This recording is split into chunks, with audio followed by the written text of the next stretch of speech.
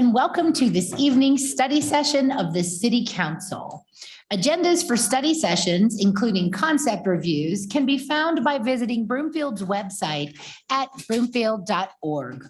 The public agenda this evening includes one concept review and one study session item. Members of the public may attend tonight's meeting and future study sessions in person at the George DeSiero City and County Buildings Council Chambers located at 1 Tacoma Drive, or watch live on Channel 8 and through live streaming on Broomfield's website. The public may also participate in public comment on the concept review item only, either in person or by calling 855-695-3744 and pressing *3 to be placed in the queue for comment. Public comment will be limited to 90 minutes total per item, and the individuals attending in person will speak first. The first 1 through 15 participants in the queue have 3 minutes to speak. The next 16 through 25 have 2 minutes. And if time remains, the next 26 plus participants in the queue have 1.5 minutes to speak.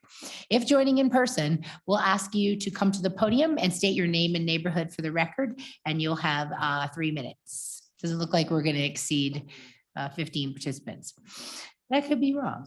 Tonight's concept review is a proposal for a proposed residential development located west of Huron and north of West 160th Avenue.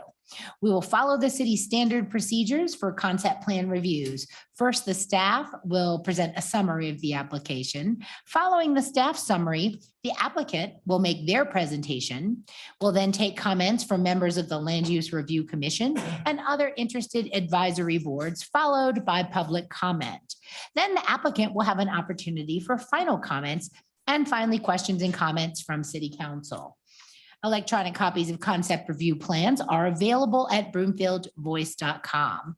Copies of comments provided for each plan at broomfieldvoice.com have been provided to City Council and can be found in the correspondence folder linked in tonight's agenda. Council members have a copy of the agenda memorandum for this proposal, which I'll ask our staff to summarize. Good evening, Mayor and Council. Thank you all for joining us tonight. So it's my pleasure to introduce Brandon Rowe, Principal Planner with our Community Development Department, to walk us through this item. Brandon. Thank you, Ms. Yeoman. Could I get the next slide, please? Thank you. We have a video this evening. The video begins looking eastward from a spot north of the Flex Industrial buildings located along West 160th Avenue. The project area can be seen in the foreground with I-25 and the Topgolf facility in the background. The video pans northward and you can see additional vacant land within North Park. Colorado 7, the Highlands and Palisade Park developments can be seen in the far distance as well. As the video continues to pan, you can see the development ongoing for East Village and West Sheridan, which is part of the North Park development. The video continues panning around. You can see the Flex Industrial buildings that are existing on West 160th Avenue. And the video then continues back to the point of beginning. As previously noted, the application before you this evening is for a concept proposal for a new residential neighborhood within the North Park development. This is the first of the neighborhoods to be proposed along the west side of Huron Street within the development. We pull up the next slide. The next slide is going to be about the comprehensive plan. The Broomfield Comprehensive Plan designates the subject property as mixed-use commercial.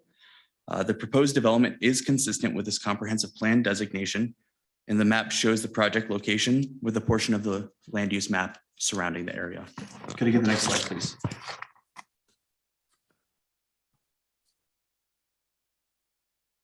Parkside East is currently proposed to include a total of 684 units at build out. This composition includes 195 single-family detached units, 290 single-family attached units, which would be the first 2 phases of the development, and then a future condominium site comprised of 108 units, and a future affordable housing site comprised of 91 apartment units. The North Park PUD allows a maximum of 375 single-family detached units on what is known as subparcel B1. This is generally located east of Sheridan Parkway and west of Huron Street, north of 160th Avenue. The proposed 195 detached units, plus what is currently approved and proposed single-family units within the East Village and Southlands development, would exceed the PUD allowance and requires an amendment. The proposed PUD amendment would not add additional units to the PUD limits, but would rather convert the number of units within the development that could be single-family. To note that the single-family detached standards within North Park is resulting in smaller lots compared to some of our other subdivisions in Broomfield.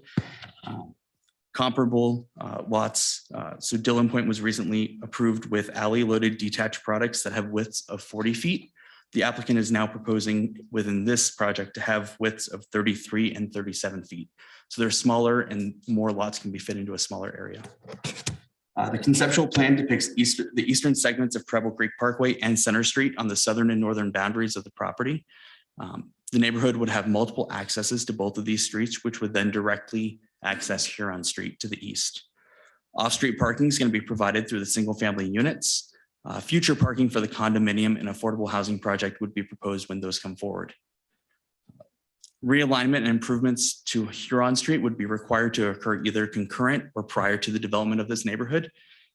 The applicant has had a pre-application meeting with multiple Broomfield departments and divisions to discuss this future alignment, and they're moving forward with that application as well. Conceptual materials note that approximately 32.1 acres of public land dedication is anticipated to be provided as part of this development. Specific breakdowns of what that public land dedication looks like has not been provided, but will be fleshed out as we move forward with a formal development.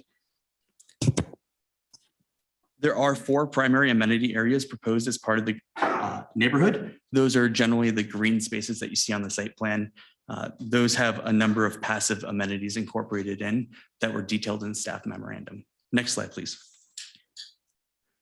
This map identifies the approximate project boundary as well as oil and gas facilities within 2,000 feet. There are 2 plugged-in abandoned wells, Nordstrom 5-4 and Holstrom G Unit 1, that are located along the western boundary of the proposed development.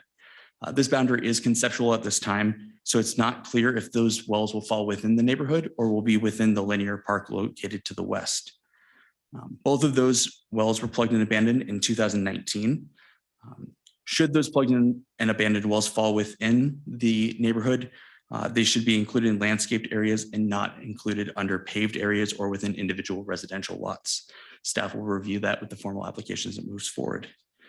There is an additional plugged and abandoned well and the United Pad are all within the 2,000-foot buffer from the site, but they're located along the periphery. Next slide, please. The applicant has not yet provided any specific architectural designs for individual buildings, but did provide some conceptual ideas. Moving forward, any architecture will need to be reviewed by Baseline's Design Review Committee and Broomfield Planning. Next slide, please. Public hearing notices have been satisfied to the best of staff's knowledge. We did identify 5 key issues as part of this staff memorandum. I'm going to try to breeze through these for you. Inconsistency with the PUD was the first. As previously noted, the proposal is not consistent with the underlying PUD and requires an amendment to increase the number of single-family detached units allowed. The second key issue was regarding inclusionary housing. The applicant is proposing to satisfy this obligation by continuing to identify specific parcels and recording covenants for future affordable developments. With this proposed development, there would be 3 sites within Baseline, totaling nearly 10 acres, combined with a total estimated 333 future units. While consistent with an option provided in the MGDA, the approach was not contemplated to be utilized for the location and approach for all income restricted affordable housing within Baseline. A continued use of this approach could result in the creation of islands of opportunity for future affordable housing, in contrast to an opportunity for integrated mixed income developments. The restrictive covenants also allow for a period of 8 to 10 years for delivery of affordable units, which raises the potential risk of delayed delivery and increases the potential for conflict between existing homeowners who would be in established neighborhoods and future affordable units. Economic Vitality and Housing has stated that overall, this approach does not fulfill the mission or vision of providing a diversified housing stock, as it reduces the number of multifamily units and segregates the affordable units. The third key issue is trail connections. There are a number of trails depicted. However, the corridors are disjointed and staggered, As this moves forward, staff has recommended that the applicant incorporate unified trails that bisect the development to provide clear pedestrian connectivity. The fourth key issue was vehicular circulation. With Preble Creek Parkway and Center Street being constructed in phases, there is a risk for segments over the linear park not being constructed, which could result in delayed connectivity and grid issues in the future. It's unclear when those gaps would be closed if the connections are not integrated at this time. The applicant will need to provide additional information as part of their traffic study as this project moves forward. And the final key issue is the impact on financial conditions. Residential developments in general result in a negative financial impact on Broomfield. The proposed neighborhood was anticipated to have a negative financial impact, and this impact has increased with the request to add additional single-family detached units. It's estimated that the change in density will result in increasing the net negative impact for this project to $2.1 million annually. This impact may be absorbed with an equal corresponding shift in other portions of the baseline development or a positive growth in the commercial share or scale within the development. There's a lot of words, but that completes staff's presentation, and the applicant is present this evening to make a presentation as well. Thank you very much. Thank you, Mr. Rowe. The applicant's presentation is next. And will the applicant's representative please identify themselves for our listeners before beginning your brief presentation this evening?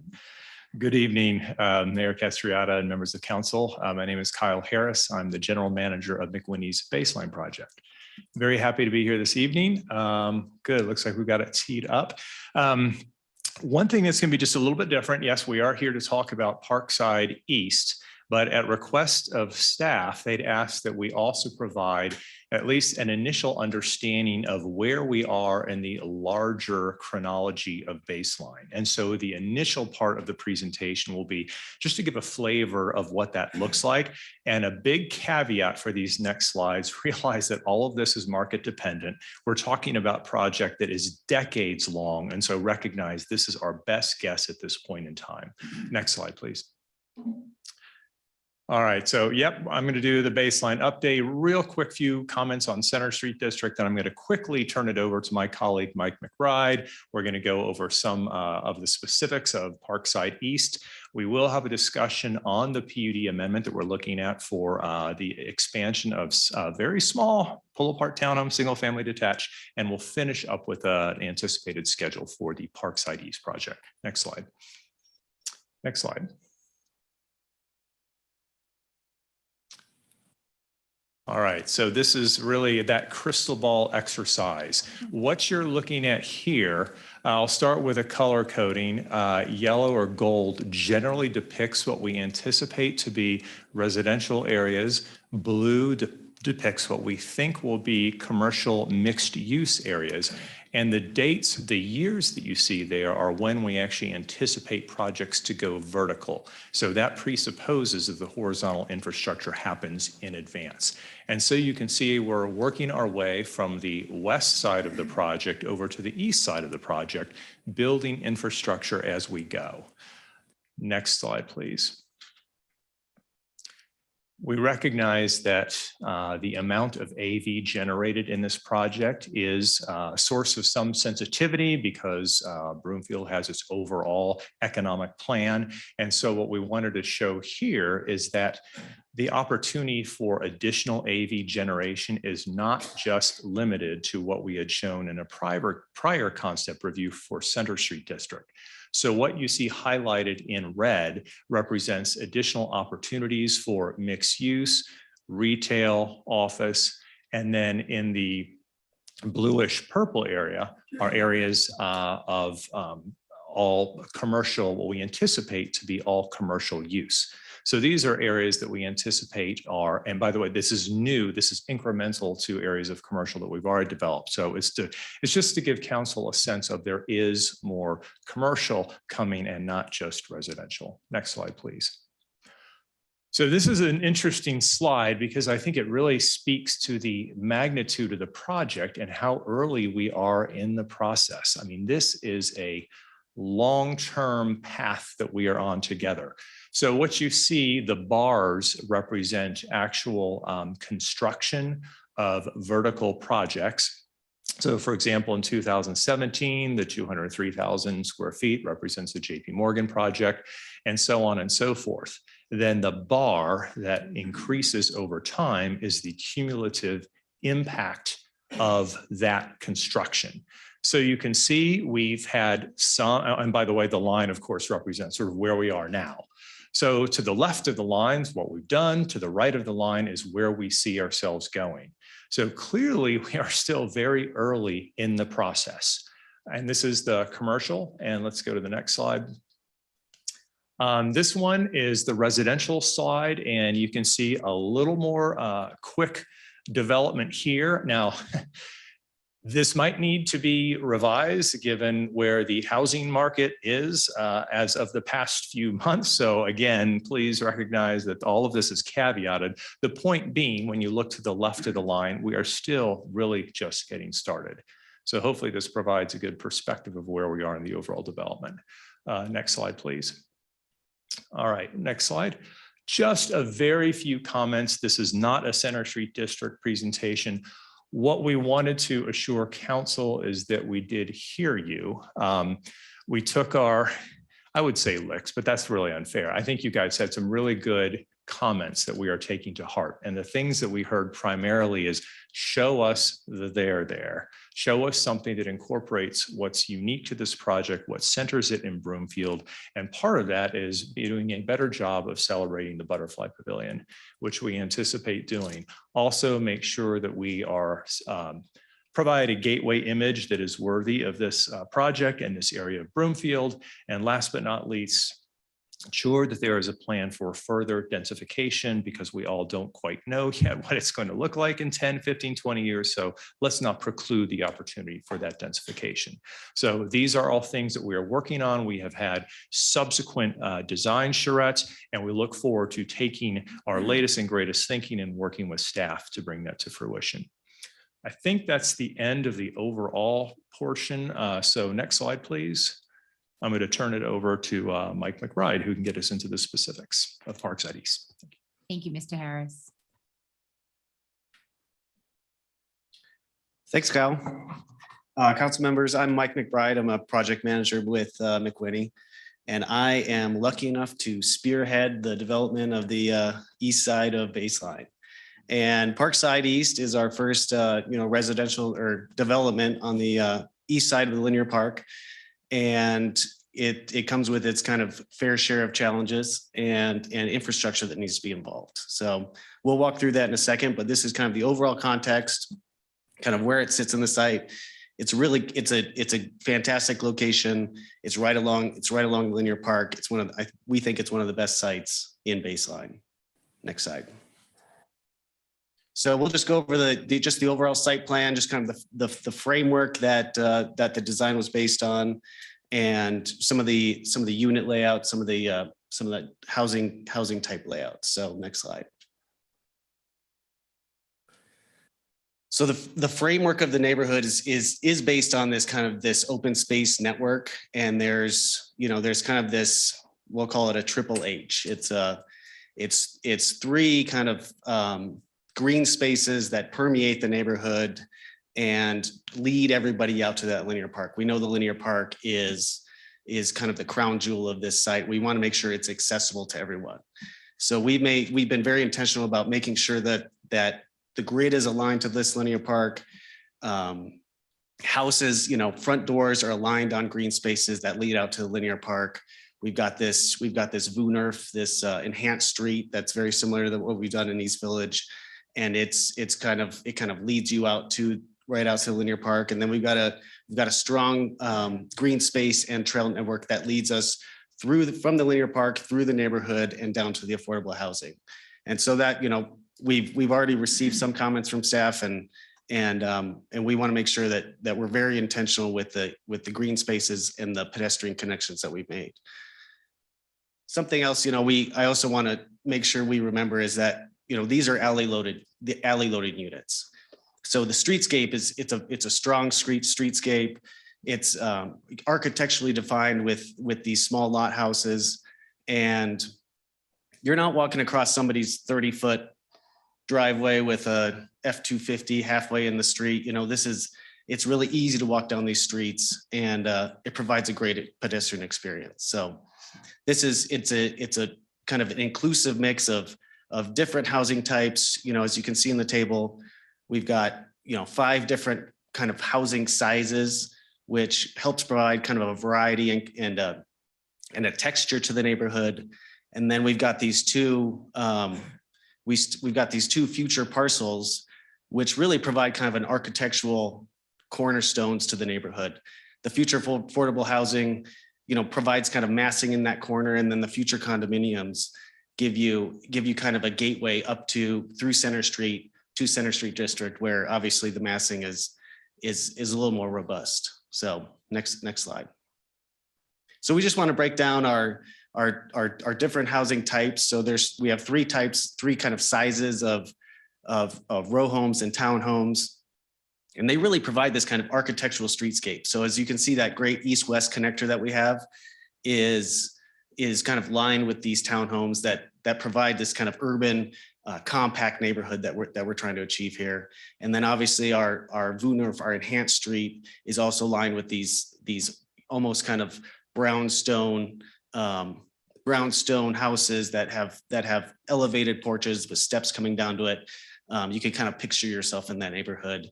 And then just, you know, having these townhomes have their front doors on green spaces. You know, it's a very livable community that kind of connects everybody together through the green spaces. So next slide.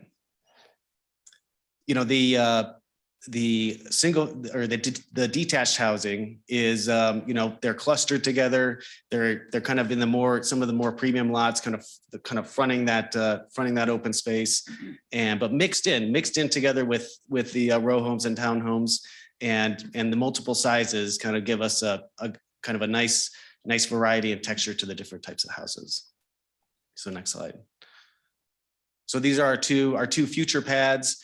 And again, like I said, I think they architecturally kind of define the gateways to the project, and give you some massing that you connect to either the creative office to the south or the Center Street District to the north, and give us kind of a density gradient, kind of a massing gradient as we move to different neighborhoods. Next slide. You know, I went out, my kid was at Broomfield Commons all weekend playing that soccer tournament from Friday night to Saturday evening. And so I stopped by on the way home, and I took some pictures of some of the housing types, and just looking at just the way we have our site lotted and the size of the lotting. You know, it's almost kind of interchangeable, these different housing types. So, you know, they're on very similar size lots. Even some of the detached homes are the exact same size as the townhomes. You know, once we get rid of that little 6-foot separation between the 2 houses, it's just like you're taking these townhomes and just pulling them apart, and just providing a kind of a different dynamic to the housing, and providing kind of just a variety of housing. So it was really interesting to, you know, I took these on pano mode, and just to see kind of how close they were to each other. And you know, they're all kind of skinny, compact 2- and 3-story houses. 2- and 3-story townhomes and row homes. And, you know, obviously you can see it provides a nice texture and variety to the neighborhood. Next slide. So we did some did some data analysis, and went and dug through, you know, what we're doing in Parkside East, what we're doing in Parcel B1, and try to kind of pull apart that data and see what we were doing, and seeing if what we were doing is achieving kind of what Broomfield's goal is and baseline, and try to make sure that, you know, our numbers were intentional in how we design these areas. So, you know, that we feel like this is a good mix. You know, that attached housing in the bottom, those white lines are kind of you know, where the segments break with those 3 different townhomes. So we've got a really kind of equal distribution of all those different sizes. The 2 blues are the 2 different sizes of detached housing.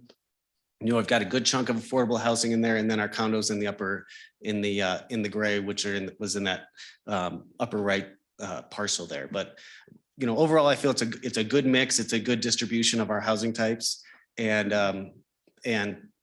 just kind of different places to live in Parkside East. So Next slide. And then we just wanted to highlight some of the sustainability initiatives that we're doing in Baseline and in Parkside East. You know, we're making sure all these houses are EV ready. We'll have 220 volts provided in the garages. You know, we don't know exactly what you drive, so there's no connection in there, but it's ready for you to, to put your Tesla charger in there, your Leaf charger, whatever you got. One of the things we're most proud of is this neighborhood meeting our pollinator district goals, which is, using xeric low water plants, minimizing turf areas. And through the analysis we've done, we think we're achieving about 66% water savings over a typical neighborhood that's just got kind of turf and trees everywhere. So we also use the Broomfield purple pipe and reuse water for irrigation through all our developments. And something that we were particularly proud of is we've cataloged kind of new pollinators that are already in Baseline that weren't there before. And just through our intentional planting and design and our work with the Butterfly District, we think we're achieving those goals by bringing new pollinators into our neighborhood. So, and then we've got specific energy efficiency goals for all of our builders. And we're not aware of any other master developer that requires this kind of efficiency in their new homes. And so that's kind of a cornerstone of our development is providing this, these high levels of energy efficiency. So next slide.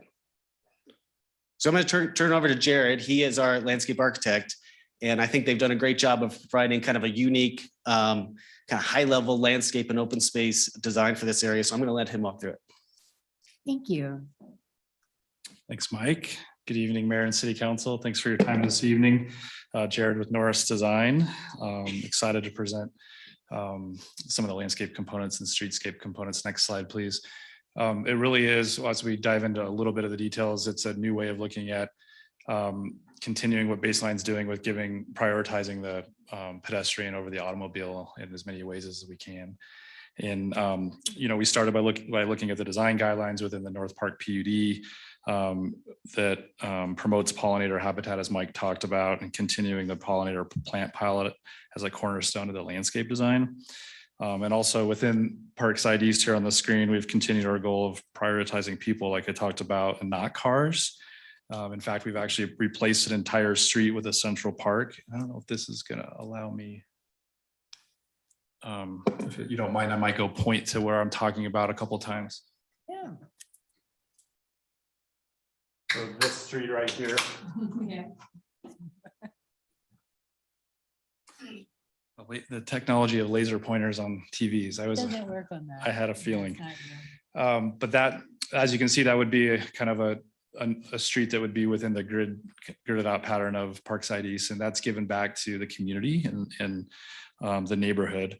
And within this space will feature canopies, both from shade trees and shade structures, art, plaza space with enhanced paving, a variety of seating and pollinator garden zones, and landscaping with year-round interest. Residents will enjoy bosques of trees, open lawns, active play areas, playgrounds, plazas within the corridor. And then there's a southwestern park on the lower left that kind of greets everyone coming in from the west. And it'll have a passive lawn. All of these kind of spaces we'll look forward to showing you in more detail as we get further in the process, in the site plan process. But it'll have a passive lawn, places for people to kind of come out and gather underneath trees, and places to create community as a kind of entrance into the neighborhood. And then at the other side of the community, there's a park on this kind of the east side near Huron Street, which will be a little bit more active with some more play features and also places for residents to gather. Next slide, please. So this is the circulation plan, and it's a very much evolving circulation plan, as you saw from some of the comments early, and we've taken those comments to heart, and we'll continue to work with the city staff to get the right circulation through the community. But we have walkways running, as you can see, in all kinds of different ways. You have the regional trail that's along the linear park, along the northwest side there in the double red, a significant 14-foot pedestrian bike path, arterial bike path along Huron, wider streets and wider sidewalks along Center Street and Preble Creek Parkway. And then we have key sort of a hierarchy of streets as we go through the site as a kind of the turn, streetscape and grid to try to make sure we have lots of access and lots of pedestrian connectivity through the community. Next slide, please. And then as we look at how that, we're not just designing those connections as we look at just this neighborhood, it's obviously connected to the overall baseline community and the really strong trails connections that we've worked on and McWhinney's worked on since the start of the project. So they're very purposeful on how they come into the community and go back out into the rest of the baseline. Next slide, please. And then finally, I just kind of want to walk through the WNRF that Mike talked about and kind of one of our other kind of enhanced streets that's right there in the middle of the community. And it'll actually kind of carry out up to Promenade East into the Parklands Linear Park. Next slide, please. So this is again keeping in with prioritizing people over vehicles. You can see that this block has a single drive aisle with some parking on it, but really it gives most of the right of way back to the pedestrian. Next slide, please. It'll be a kind of a quieter street with slower traffic with that narrow traffic line. It'll really create another really unique experience within Baseline and in Broomfield. For both the homeowners as they come and enjoy the space, but also people passing by. Next slide, please. Here you can see enhanced paving and planters that will carry residents out. And we're going to spend a lot of time detailing this and creating this space so that it really is done right and creates a really unique street that doesn't exist anywhere else within the city just like this. Next slide, please. You'll have active kind of stoops that will come down to the street. And really at the end of the day, it's really about giving the street back to the pedestrian, at least partially, in the best way that we think that we can in order to still provide some connectivity with vehicles and kind of deliveries to the front door. I'll turn it back over to Mike. Thank you.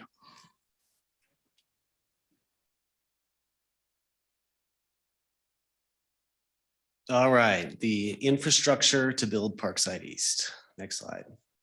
So this is why I said I'm the lucky one. You get to, not every day you get to build a $22 million road, brand new 4-lane arterial road, in Colorado. There's obviously a framework of roadways that's in the baseline master plan. But to be the first person to touch this side of the linear park takes some effort. And as you can see here, it takes a little money too. So Parkside East obviously, requires the realignment of Huron. So that's kind of a project that we're currently working on. We've already been to a pre-app with the city. Our goal is to submit Huron Street and Parkside East concurrently at the same time in the middle of September. And the Parkside East development obviously snuggles right up to Huron Street. But Huron it's a big dog. My boss always says it's the dragon we have to slay on this side of the site. But it really opens up obviously the rest of Baseline for development. The rest of the connections that's in the framework for Baseline are obviously there. We've got the linear park, which will be designing concurrently with Parkside East. There'll be a regional trail connection through there that we're working on. And then there are the kind of these auxiliary connections that we've talked about in the purple there, the Center Street Bridge and the Preble Creek connection. So the Center Street Bridge is a real bridge. It's a long bridge and it's this connection to Center Street to the commercial district. But right now we're forecasting about $15 million. So our intention, obviously we work on this and we build all this and in a schedule and a cost and a cash flow analysis. So we're intentional. We know when we're going to build it, and our intention is to build it with the phase 2 of Center Street District. So we'll focus on that phase 1 that we talked about with you last time, and then phase 2, which includes the extension of Promenade, and then this Center Street Bridge over to Parkside East. The Preble Creek Parkway connection on the south there. So that's another bridge across the channel. It's more of a culvert, but it's a kind of a big culvert. And then there's some frontage on that corporate campus there. So our intention is to build that connection in its entirety once that corporate campus comes online. And we've got some land use right south of there, and then we can make that connection all the way to the Southlands. The linear park, I guess our regional trail connections that we're working on right now is to make sure that we have pedestrian connections to the commercial district, so that when we bring forward this linear park and this regional trail connection in the center of the linear park, we've got a kind of an intentional, easy pedestrian connection from one side of Baseline to the other before these vehicle connections get built. But we want to make sure the community is connected, via trails and bikes and peds and everybody else can get over there. So next slide. And then I'm going to bring up Josh. He's going to talk about the PUD amendment. This is kind of what we need to make Parkside East happen. So. Thank you, Mike. Josh Hava with Ayers Associates. Next slide, please. So I get the great black and white line drawing as my first image, of course. So generally, this is the B1 parcel, and the ask is for the additional 149 single-family detached units. And by itself, just asking for 149 additional single-family detached units without all the context and design is definitely, I can understand where there's concern or alarm, but what's great about this is the PUD amendment goes right along with the site plan and the subdivision process. Next slide, please. So the overall density analysis here kind of shows you the breakdown by each of the different neighborhoods. What's important to note is with the PUD amendment, it continues to meet the goals and the vision of the PUD document, which also closely aligns with the I-25 plan. And that is to create a hierarchy of densities, and that those densities really are emphasized along the major corridors, which is Baseline Road and I-25, and that they're supposed to kind of transition as you go away from those areas, especially the transit nodes and corridors. It's kind of hard to see on the screens, but with the BRT station there is a circle that goes around, kind of captures the darker blue area there on the north, but that is kind of the quarter-mile walking distance. And so the Parkside East neighborhood really just touches the half-mile distance from that BRT station.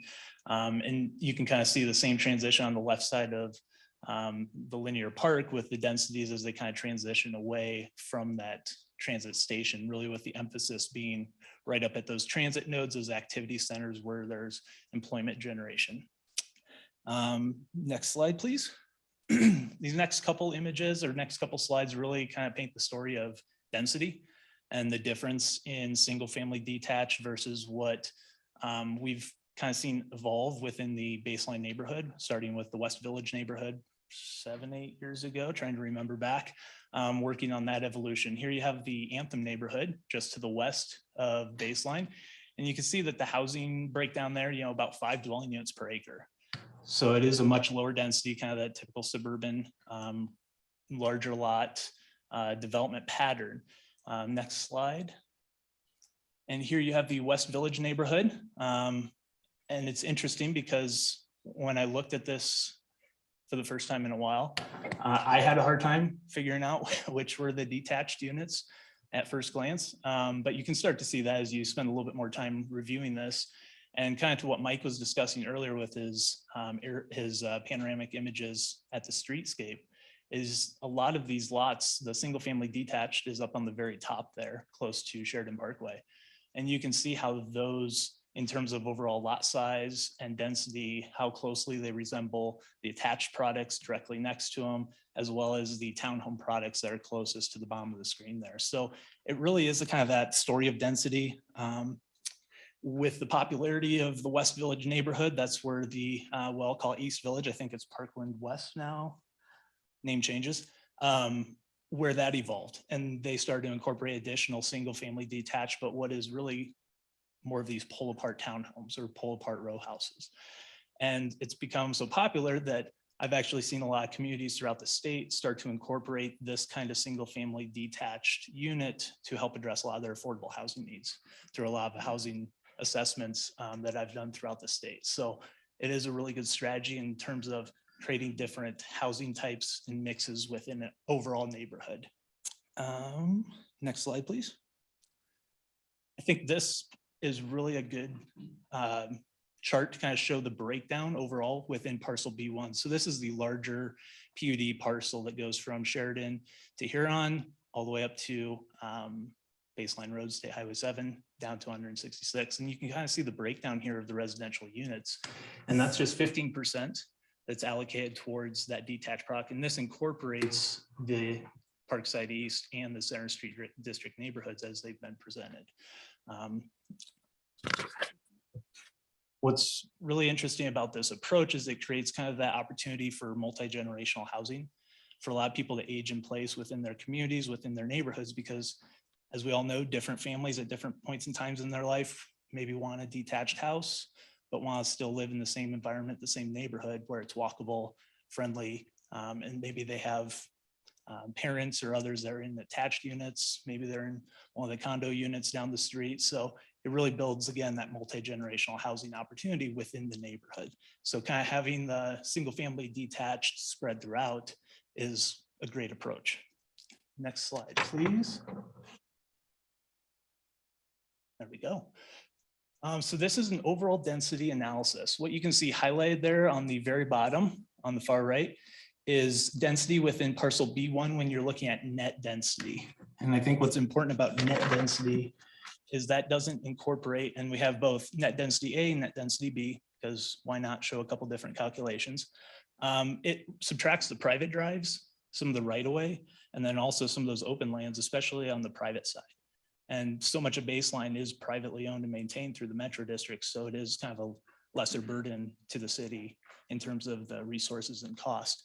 But right there, you see a density in net density A of 26 and a net density in the B category of 30.7. And so that closely aligns with what's being looked at with the BRT and increasing transit up along the corridor in that area. And with that, I think we have one more timeline slide, so I'll turn it back over to Mike. Thank you, Josh. Thanks, Josh. Yeah, we'll just go through the timeline. Next slide. We're working on this right now. We're working on, obviously, as I said, we're working on Parkside East and Huron concurrently. We obviously want those projects to mesh and work together well. And so we got this concept review tonight. And then our hope is, we can submit our initial SDPs for both of those projects in September, and then take that through the SDP process, through the land use review commission, and then to start our construction documents. And then, obviously we have our own district bidding, we've got our own process to get through, but then looking at construction, next fall into the summer of 2024, and start going vertical and start building Huron and start going vertical with some of these houses. So that's all we got. Thanks everybody for your time tonight, and we'll welcome some questions. Thank you very much. Are there any members of the Land Use Review Commission present who would like to comment on this proposal?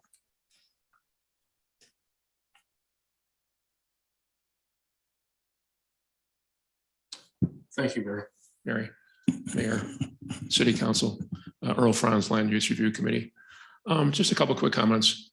One, I'm certainly happy to see that there's a condominium for sale portion of this and an affordable housing portion of this. It's disappointing that could be a decade away. So we certainly could use those things as a priority sooner rather than later. The other comment was really about the affordable housing. This proposal, some of the others I've seen, they always seem to segregate the affordable housing from the main area of the development. And so what happens then is the people who live there feel somewhat ostracized for the main development because they're separated from it. And please excuse my memory, which gets worse all the time. But many years ago, we had friends in Red Leaf. And if you're familiar with that development in Broomfield, the friends we had next door to them was the same house, but there were people living there who were paying a lower rent as affordable housing, but they were part of the community. You never knew they were there as affordable housing people because they were part of the community. And it just made the whole neighborhood cohesive. And there were several people who had homes that were rented. If they moved, it had to be rented to another family that was low income. But again, it was a cohesive community. And I just wonder why in some of these, like this development, in some of the apartment buildings, why some of those apartments couldn't be for affordable housing people. So they were part of the community. They're all together in the community, if that wouldn't be possible. Thank you. Thank you, Commissioner Franz. Is there anyone else from our boards and commissions who would like to comment?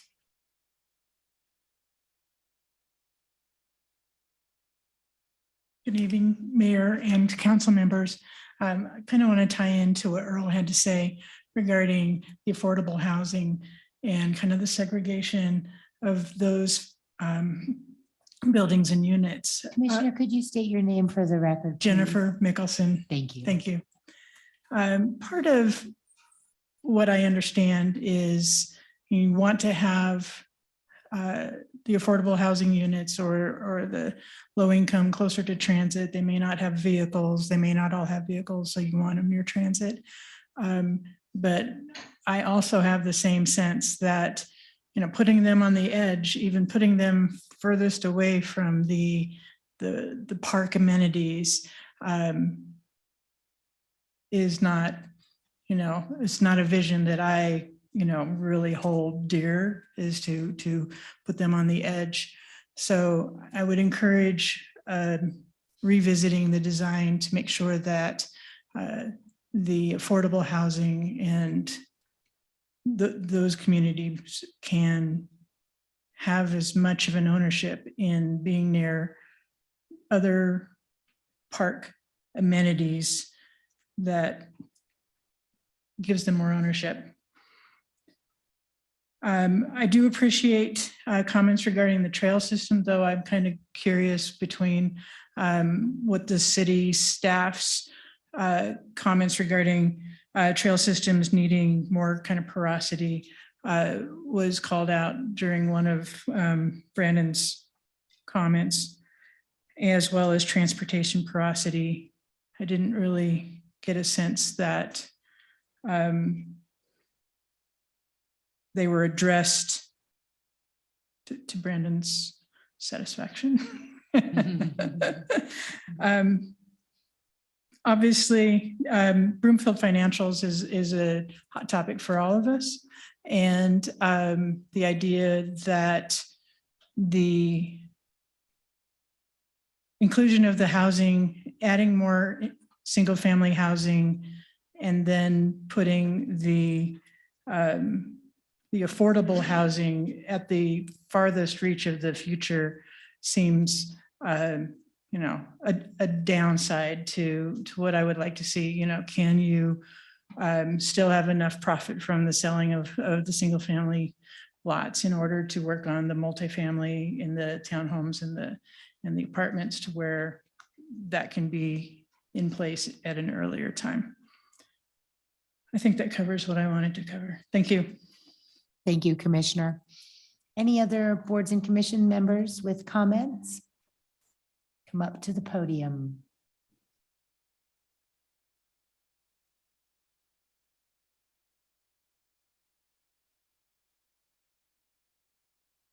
Good evening, Mayor, members of council.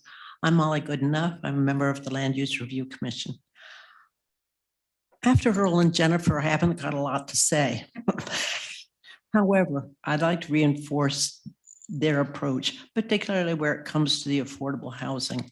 I agree that when I look at Broomfield's vision of diversity in housing types, the inclusion of a variety of individuals to create a community that operates as a community and not separate segments within a development.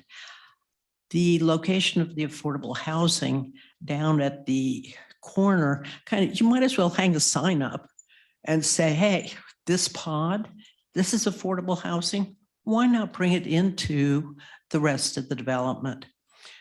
When it comes to the increase in single family detached, I don't understand why it's not possible to use the existing single-family detached count and make some of those the attached units, or the ones on the 35, 37-foot lot, and not have to increase the overall single-family detached count.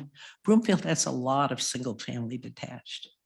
And did I leave anything out that Earl and Jennifer didn't already say? Thank you very much for your time. Thank you, Commissioner. Commissioner Weiss?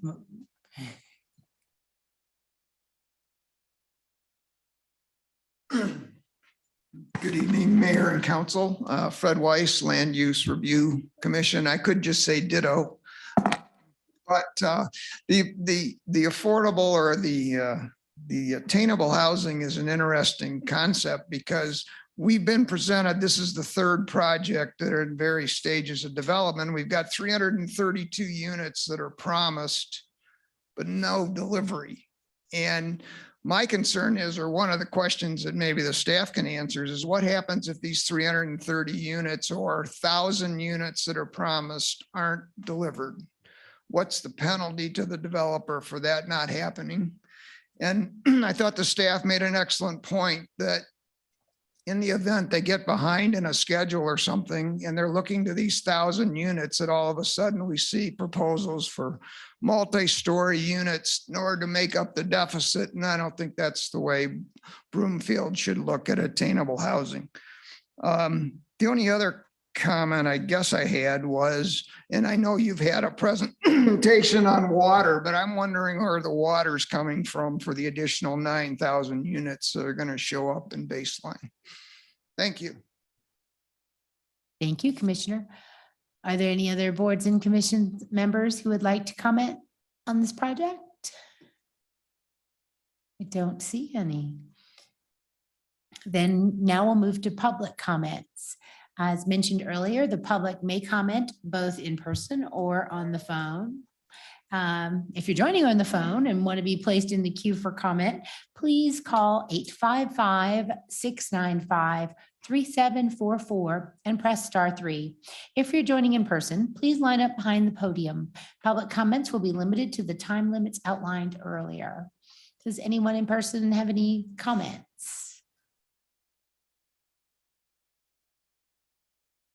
Well, I don't see any online either. So that's the beauty of not having anybody living around there yet. We'll start with in-person public comment. If there's anyone who would like to be heard, we already did that. Okay, so next, does the applicant have any final comments? Which I guess you could rebut, our Land Use Review Commission if you were so motivated. Mr. Harris.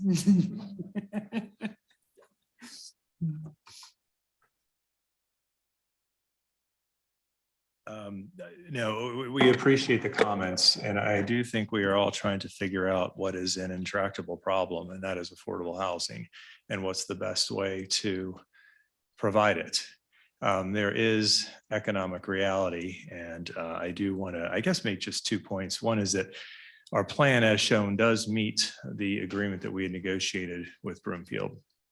So this does meet our existing entitlements. We also, I think I would probably take issue at the idea that you can just might as well hang a sign on it and flash affordable. I think that's a little bit unfair. The folks that we are selecting, at least, and I've mentioned it before, Medici, are putting up and have a history of developing projects that blend in, and you would never know that they are affordable housing. That's why we selected them. Additionally, the 3 projects or 3 sites we've identified are in and around the community. The affordable housing in our Parkside West area is literally sitting beside a park. And when you look at Baseline as a whole, these 3 projects, we do anticipate using CHFA funding, that tool, because quite frankly, we have to. And we do anticipate there being a sprinkling of those types of projects throughout the community. Now, does that quite get to the granularity that I know that we're hearing and is being asked? It doesn't. And all I can say at this moment is that we will continue to work out and figure out what is possible with some of our other builders to see how we can possibly sprinkle this in, but it is incredibly difficult, as I'm sure this is no surprise to you guys, especially with some of the infrastructure numbers that you're seeing, not only with Huron and with the other pieces that were noted in staff's report. So I think that's it. Thank you, Mr. Harris. Does any member of council have any questions or comments? Councilmember Ward? Thank you, Mayor. So first I want to start off with just saying, really enjoy the amount of sustainability that you guys have put into this project. I do have one question though regarding that. Have you designed the homes to be like solar ready or some other alternative energy source like that?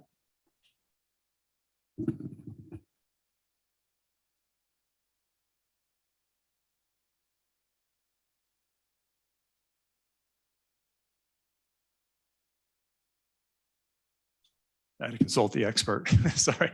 The short answer is that we are not the ones who actually build the homes. We typically will sell land to builders who put the homes up.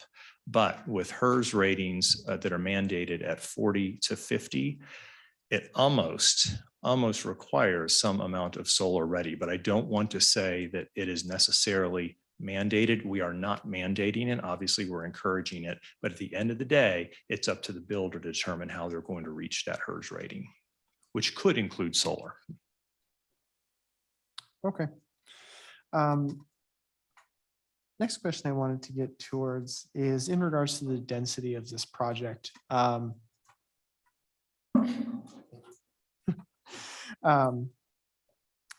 We had you guys come forward about a month and a half ago regarding Center Street and the number of commercial space, and we had identified some density issues with regards to the transit station. And yet you seem to be wanting to kind of decrease the density of the overall area. Why is that? Why not? Why do you need this PUD amendment for the single family detached units? Well, I will be, the funny thing is that we love density. I mean, we have been beating the density drum for a long time. And so it's sort of interesting the way this is kind of flipped a little bit. I would simply offer up that one of the things that we also look for is how we can have absorption as quickly as possible over time. And so if we were to do all the same typology of home, let's say all attached townhomes, it wouldn't yield the aesthetic that I think anybody here wants in the neighborhood. B, it's just the same type of the same stuff. And so what you like to do is you increase your bandwidth, your market, by increasing the variety that you have within the community. So providing these still quite dense single family detached homes opens our community to a market of folks who, some of whom, just like we, will not live in attached product. So it's a way of us expanding our market and hopefully being able to get a faster rate of absorption.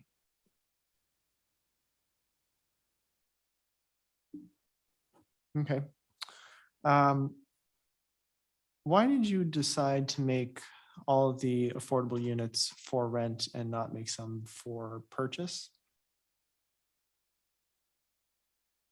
We're still early in the concept review process, and the short answer is on for rent, you have accessibility to CHFA funds, so you can go with the LIHTC funding. I'm not aware of an equivalent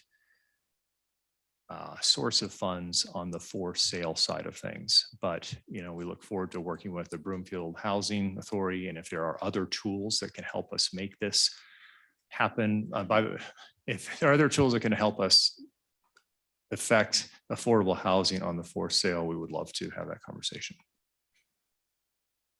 All righty, because I think it would just be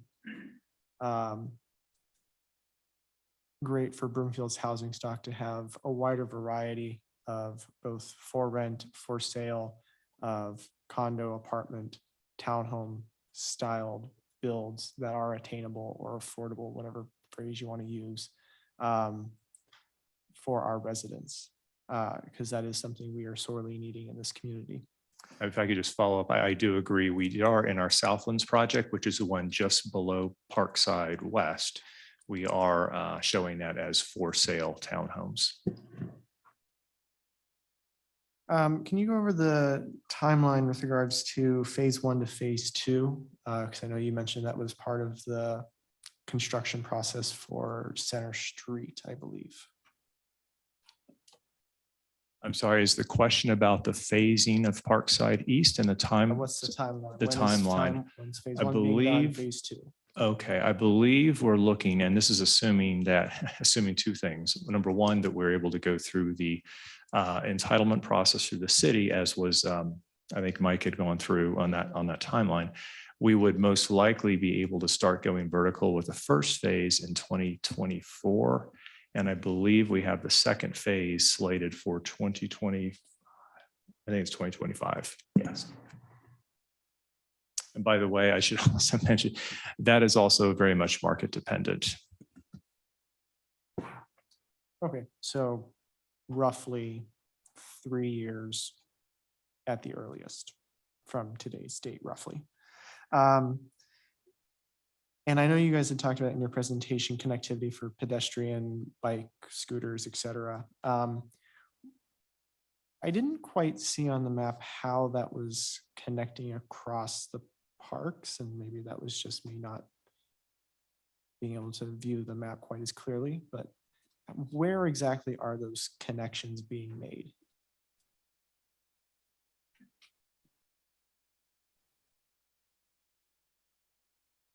Yeah, we could bring up the map if my answer is not clear enough that we were talking about before, but that's a good question. So first of all, it's evolution that we're going to try to make sure that there's the right connections. And even over the last few days, we've added connections to Huron and to Preble Creek through the parks and within the streetscape. So I think we're hearing y'all's comments and what we've talked about with staff so that we make sure that we make the right connections all the way through. And that's something we'll continue to look at.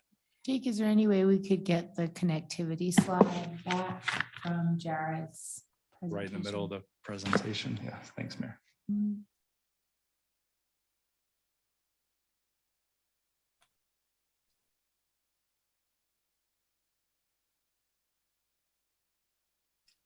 Yeah, I can give you a slide number. Slide number 22.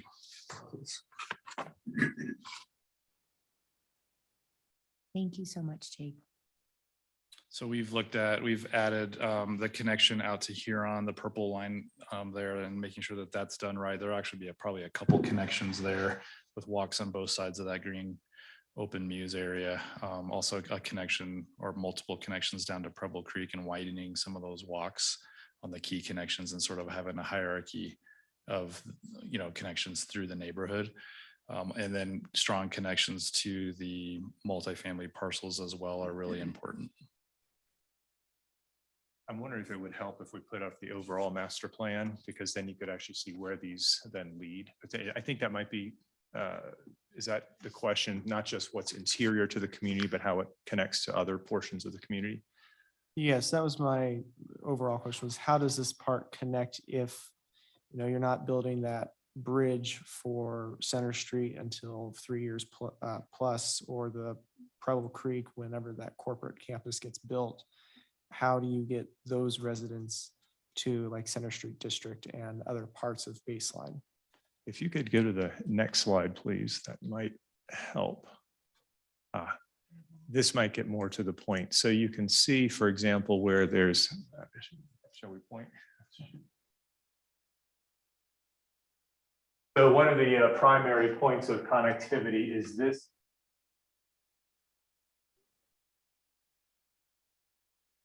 Park, and then is anticipated right here between the future STEM school and butterfly pavilion and get into this area. And this is at a very high level. We still need to work on the granularity of, are there other ways, for example, down here that will take us up the STEM school. This is still being worked on, but at a conceptual level, this is how pedestrians and bicyclists would get to the. Okay, thank you. Staff, could you go over kind of what your concerns are with regard to the trail system? I didn't quite understand when you guys gave the overview what those particular issues are. Thank you, council member. So initially, when the concept review packet came in, trail widths were not included because it was at a conceptual level. So one of the concerns that staff had was that there wasn't a large trail depicted that bisects from Huron westward towards the linear park that was a single trail corridor. Additionally, there wasn't a large trail that was depicted going sort of northward from what would be Preble Creek to Center Street that would allow pedestrians to circulate north, south, east, west without having to sort of jog through the neighborhoods. Broomfield likes to see large trail corridors that provide multimodal connectivity through neighborhoods. Now, I believe there's 6 foot minimum depicted. We'll work with the applicant as they move forward with open space and trails to ensure that that's adequate. Okay, thank you. Yep. I do have another question for you guys. I believe in your presentation, you guys said that the lower density was going to have a greater impact on the long-range financial plan than, I assume, a higher density. Could you go over kind of how that is? I will take a stab at it starting, and then Jeff Romine, Director of Economic Vitality, may need to jump in. But generally speaking, the cost for single-family detached homes tends to be higher for the level of services that we provide and in comparison to the tax revenue that we generate from those uses. Higher density multifamily attached units tend to be more efficient in service provision as opposed to the detached units. I don't know if Jeff wants to jump in. Mayor, Mayor Pro Tem, members of council, Jeff Romine, Director of Economic Vitality. Brandon got it correct. Really what it amounts to is the usage that as that model was developed starting roughly 20 years ago, the usage by single family residents tends to be at a higher level, and so therefore the attribution of costs to each type. Again, we only have 2 types within that model, if you recall. From previous briefings, it's single family and multifamily. So they're not distinguishing amongst, as they point out in their presentation, there's 6 different types. So single family and multifamily is all we have with the model, and that's the way it works. It is a gross approach, but nevertheless, I think it's fair to say the usage by multifamily residents tends to be lower of many different city services, not all. And then the revenue that's generated is lower also, but it's proportional. And so that what ends up happening is the single family generates a net cost to the city at a higher level than the net cost of multifamily. Is that, I hope I didn't get too in the weeds. No, that's a perfect Usually answer. Jennifer's sitting there shaking her head at me, and Abby didn't shake her head this time. No, that is perfect. Thank you, Mr. Romine. I think those are all my questions for the time being, so thank you. All right, thank you. Next is Councilmember Cohen. Thank you, Mayor. I wanted just to revisit the issue of affordability and condo, because it was disappointing that the 2 things we seek most are basically not in here, and who knows when they'd be built. And what is the thinking behind this that would leave us maybe a decade out from affordable housing in this development?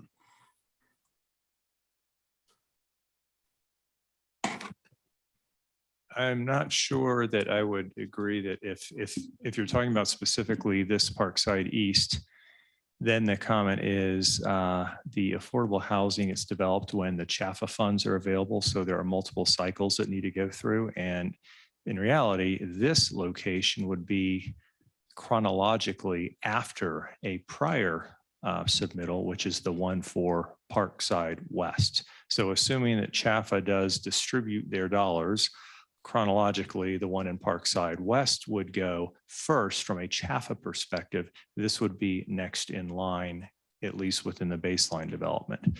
The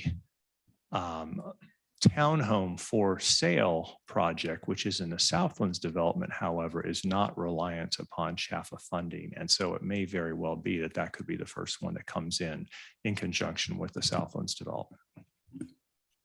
But the timeframe is uncertain, right? Many years after the rest of the development. That's probably fair. Okay. Because I just wanted to respond real quickly to the comment about economic reality that we need to take into account in terms of being able to afford affordable housing. But I think we need to remember that the other economic reality is that many people, particularly young people, can't afford to buy a home.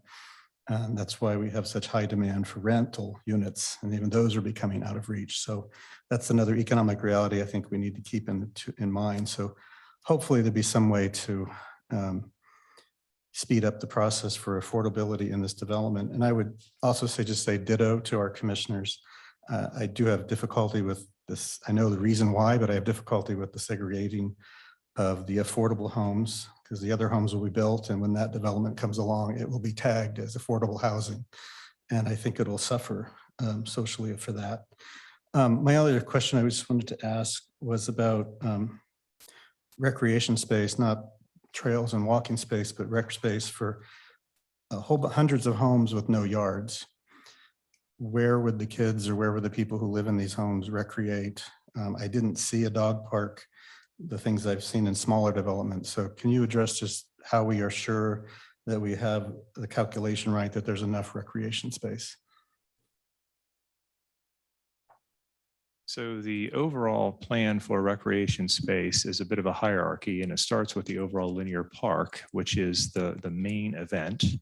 And that gets developed over time to add certain amenities. Additionally, there are pocket parks, as we presented within Parkside East specifically.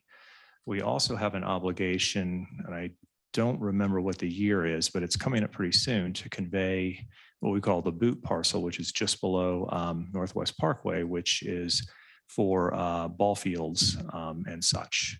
And so that will be happening within the next few years, I think, subject to, I can't remember if there's oil and gas drilling on that site, but that's another area. Yes, and then we also, I believe, in our PUD have a requirement to put certain areas of play equipment, which we have done in some of our pocket parks. And so we would anticipate doing that. I think we even have some nature play that's anticipated, but I think Jared will be able to better articulate what that looks like within the pocket parks within this community. Okay. I mean, I appreciate the effort to show context and early in your presentation, since it is such a sprawling, large development chronologically over many years. I think it would also be very helpful to see the similar context in terms of recreation and all the different opportunities that as these pieces come together. Thank you. That's it. Thank you. Councilmember Marshall Olson. Thank you, Mayor. I just want to start off by thanking you guys, the developer, to coming forward, bringing this presentation to us. This is a good project for Broomfield, I believe, and I do look forward to this being built. I do have a couple questions on echoing my colleagues on the affordable housing. What exactly is planned to be built in that affordable housing section? Is that all going to be apartments? Is it going to be townhomes? What's the plan for that? I think that is ultimately still to be determined, but our initial thinking was that this would be apartments using CHAFA funding, LIHTC funding. And is there a reason why you can't offer affordable detached homes intermingled throughout the rest of the project? Even if they're for rent, using the same CHAFA funds? We may be able to get there. I just don't have a sense. I don't think our team has the sense yet of what the economic, well, we know it's not going to be good at all, but this is all goes into the overall calculus of what can we afford to, quite frankly, as developers put in light of all the other wants and desires that we all have for a great community. And I know that sounds like a wishy-washy answer. It kind of is, but we hear council very clearly in the desire to have affordable housing somehow mix in beyond just the apartments. My concern, and like I said, I'm going to echo my colleagues and the commissioners, is that the segregation of the community. And I understand what you're saying with the financial realities of it, But as someone who grew up on handouts and poor and experienced the ostracization of the stigma that comes with that, I encourage you to find a way to intermingle the affordable units with the rest of the projects in such a way that you take away some of that stigma. So on the increased request for detached homes, I don't necessarily have a problem with that. If you were talking about making it all detached, or if it was going to be giant McMansions with giant grass yards, I would obviously have a problem with that. I think all of us would, but the way it's set up right now, I don't necessarily have a problem with the increased in the mixture that you're going to do. So that's all I have, Mayor. Thank you. All right, thank you. Councilmember Leslie. Thank you, Mayor.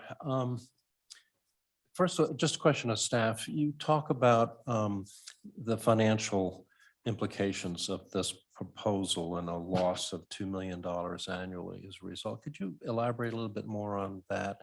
And there is an inference that that could be made up in some other manner. And if y'all could talk about that a little bit, please.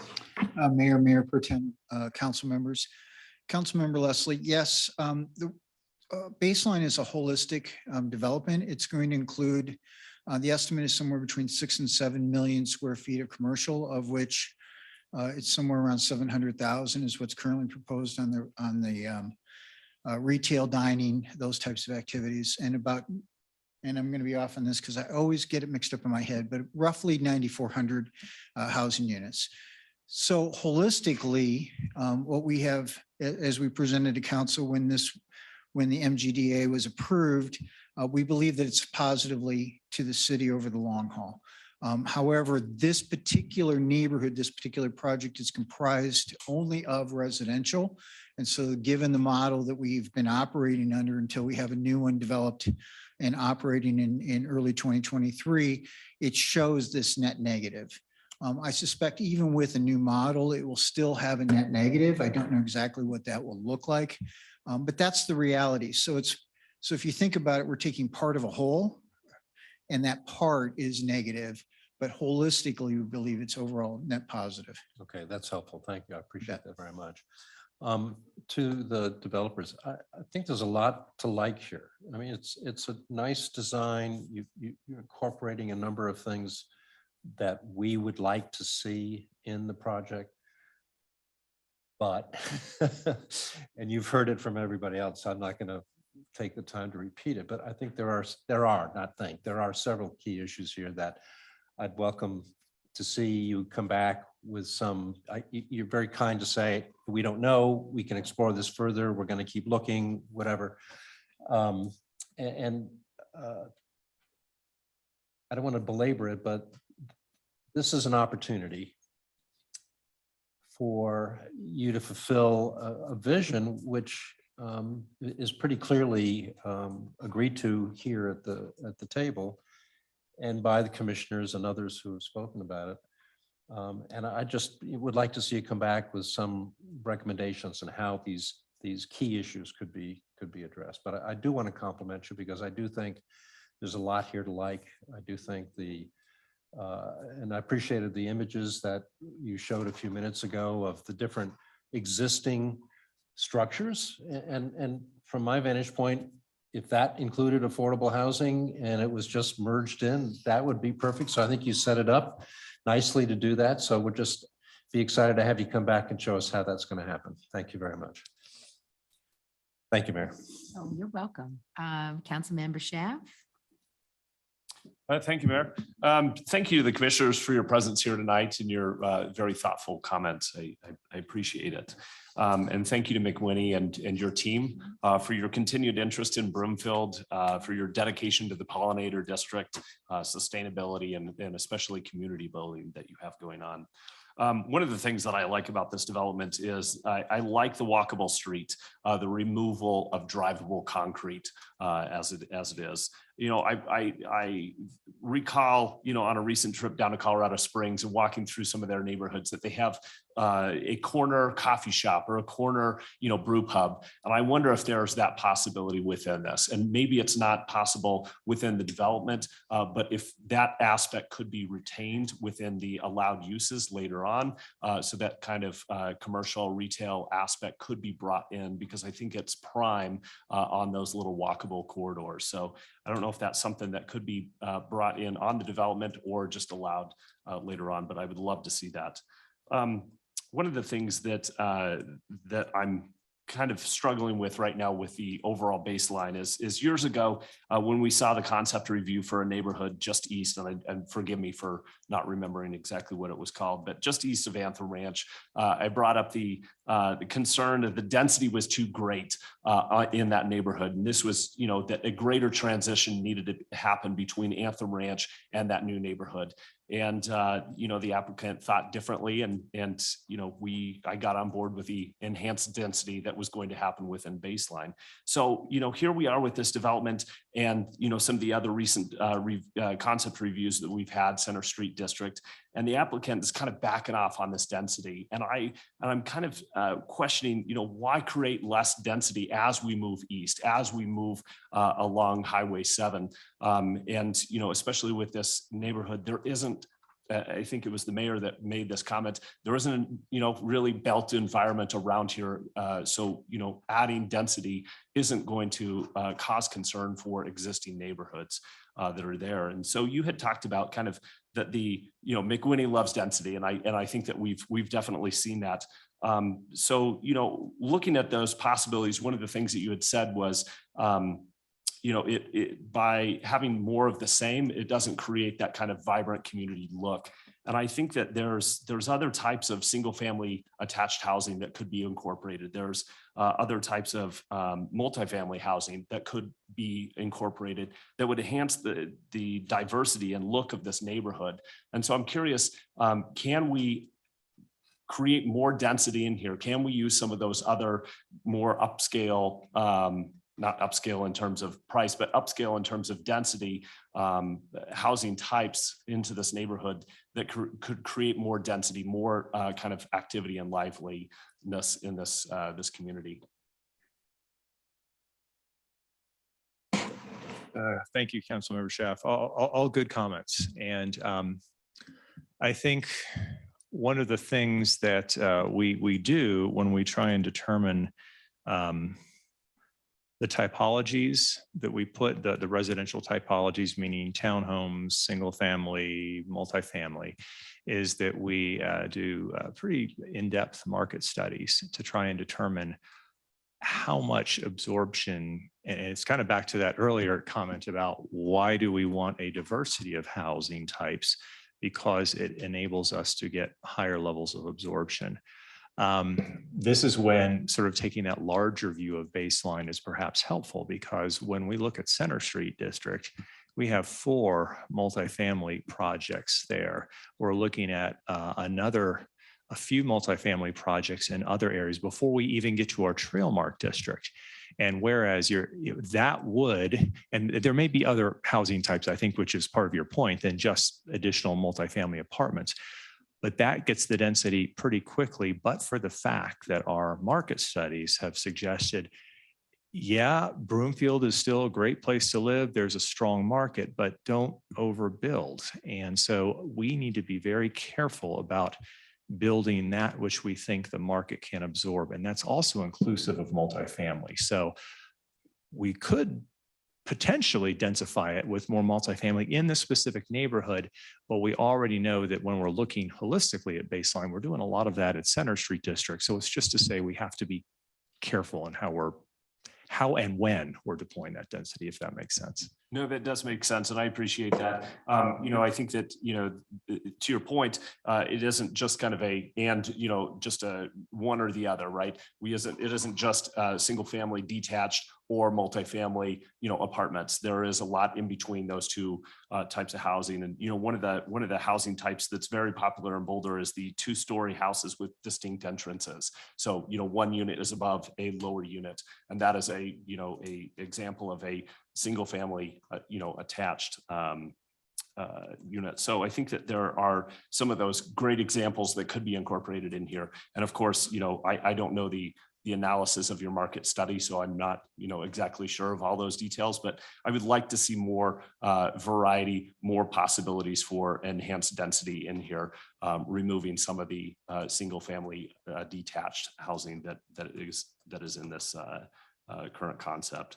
Thank you for your comments regarding the affordable housing. I recall the conversation that we had with Medici and about kind of their analysis and why they're saying we need a kind of all the affordable housing on its own lot, and kind of the challenges that go along with the CHAFA money and things like that. So I guess my question for staff, because I think that there has been comments about Red Leaf and how this is more of the example that I think a lot of people would like to see.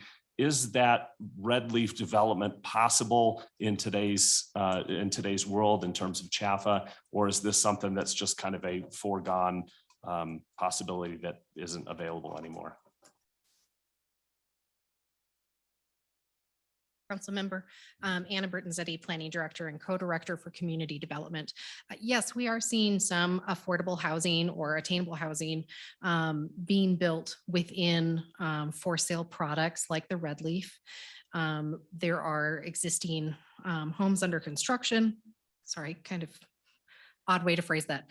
There are currently homes under construction by Lennar that are going to be affordable, attainable for sale products. There are also some, I believe, in Dillon Point, and there are other developers who are able to do some of the for sale products with some affordability, levels of affordability. Okay. All right. Thank you for that. I think that with that, I think that we can continue to push forward that model where it's more integrated. I understand that there's restrictions with that, and there may be restrictions on the developer that you all choose and want to work with. So, I look to, find the best solution possible. And that's probably going to take some give and take in terms of, what you all prefer and, what is possible. But I think that there's a standard out there that we would all like to achieve and that we would all like to continue to work for. So I hope that you'll continue down that path. The last question I have, because I have 20 seconds, is there was a lot of talk about the baseline Parkside and the linear park. And I guess I'm just looking for what the timeline and status is on when that park is going to start to come to fruition, especially as we start to build another neighborhood on the other side.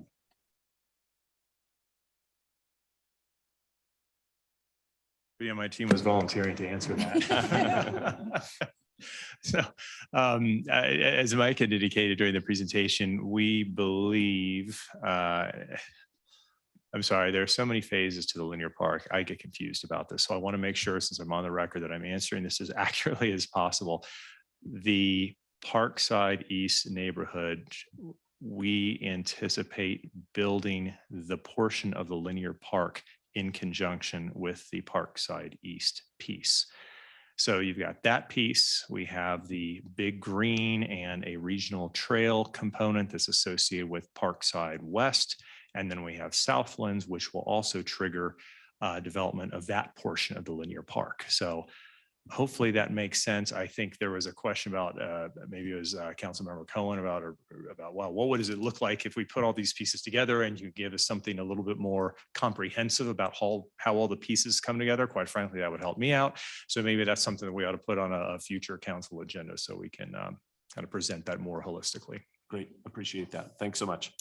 Thank you, Mayor. Thank you. Councilmember Anderson. Thank you. It's good to see you here again. So I do have just a few questions. It's super helpful listening to my colleagues. Can you help me? Because subparcel B1, as we're talking about the homes in subparcel B1, what is subparcel B1 in the plan? Is that that's not just that section, it's much larger, right?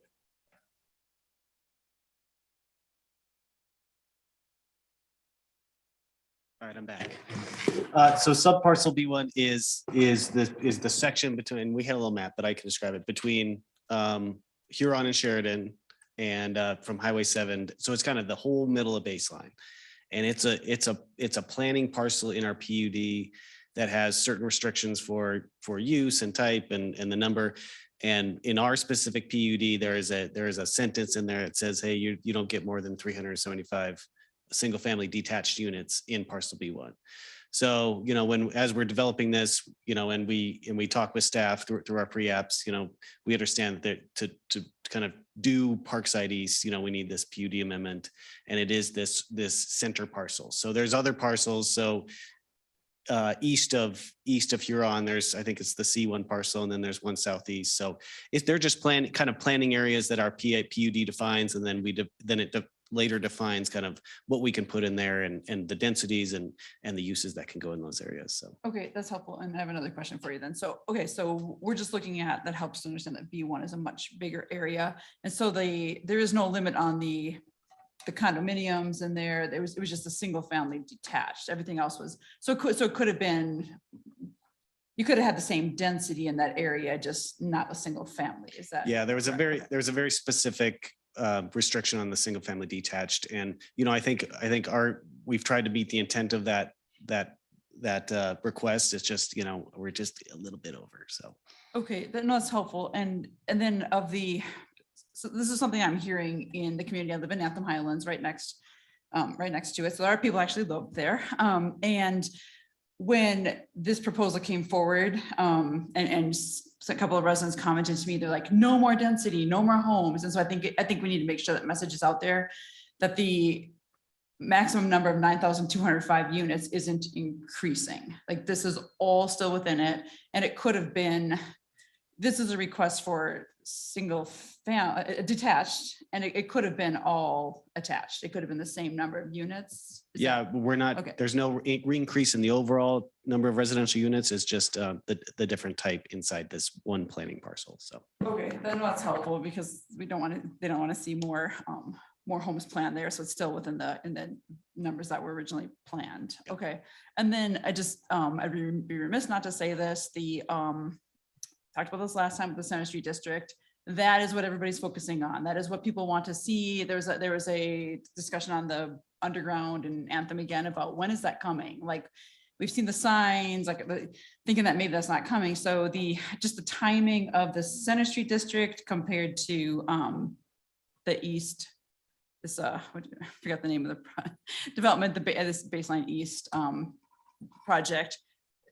Is the timing very similar? Is one coming first? Would be super helpful. Thank you. Sure. No, it's a good question. I think as best we can tell right now, the timing is going to be similar.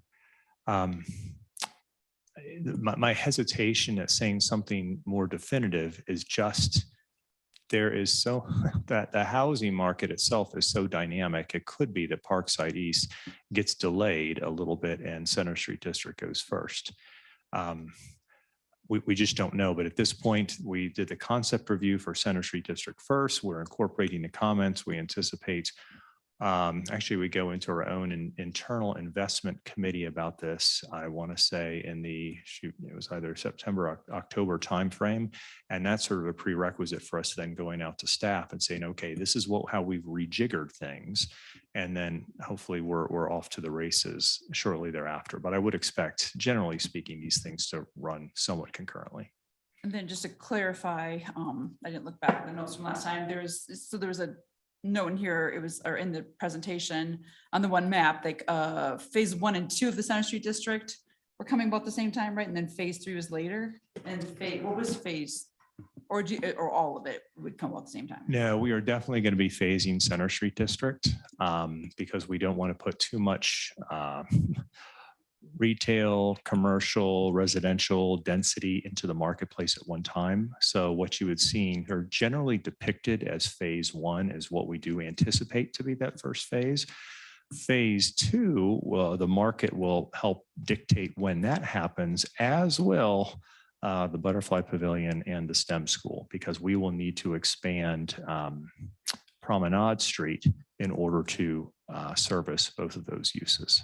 But as best we can tell from Butterfly and STEM, 2026 is when they're looking to be open for those facilities.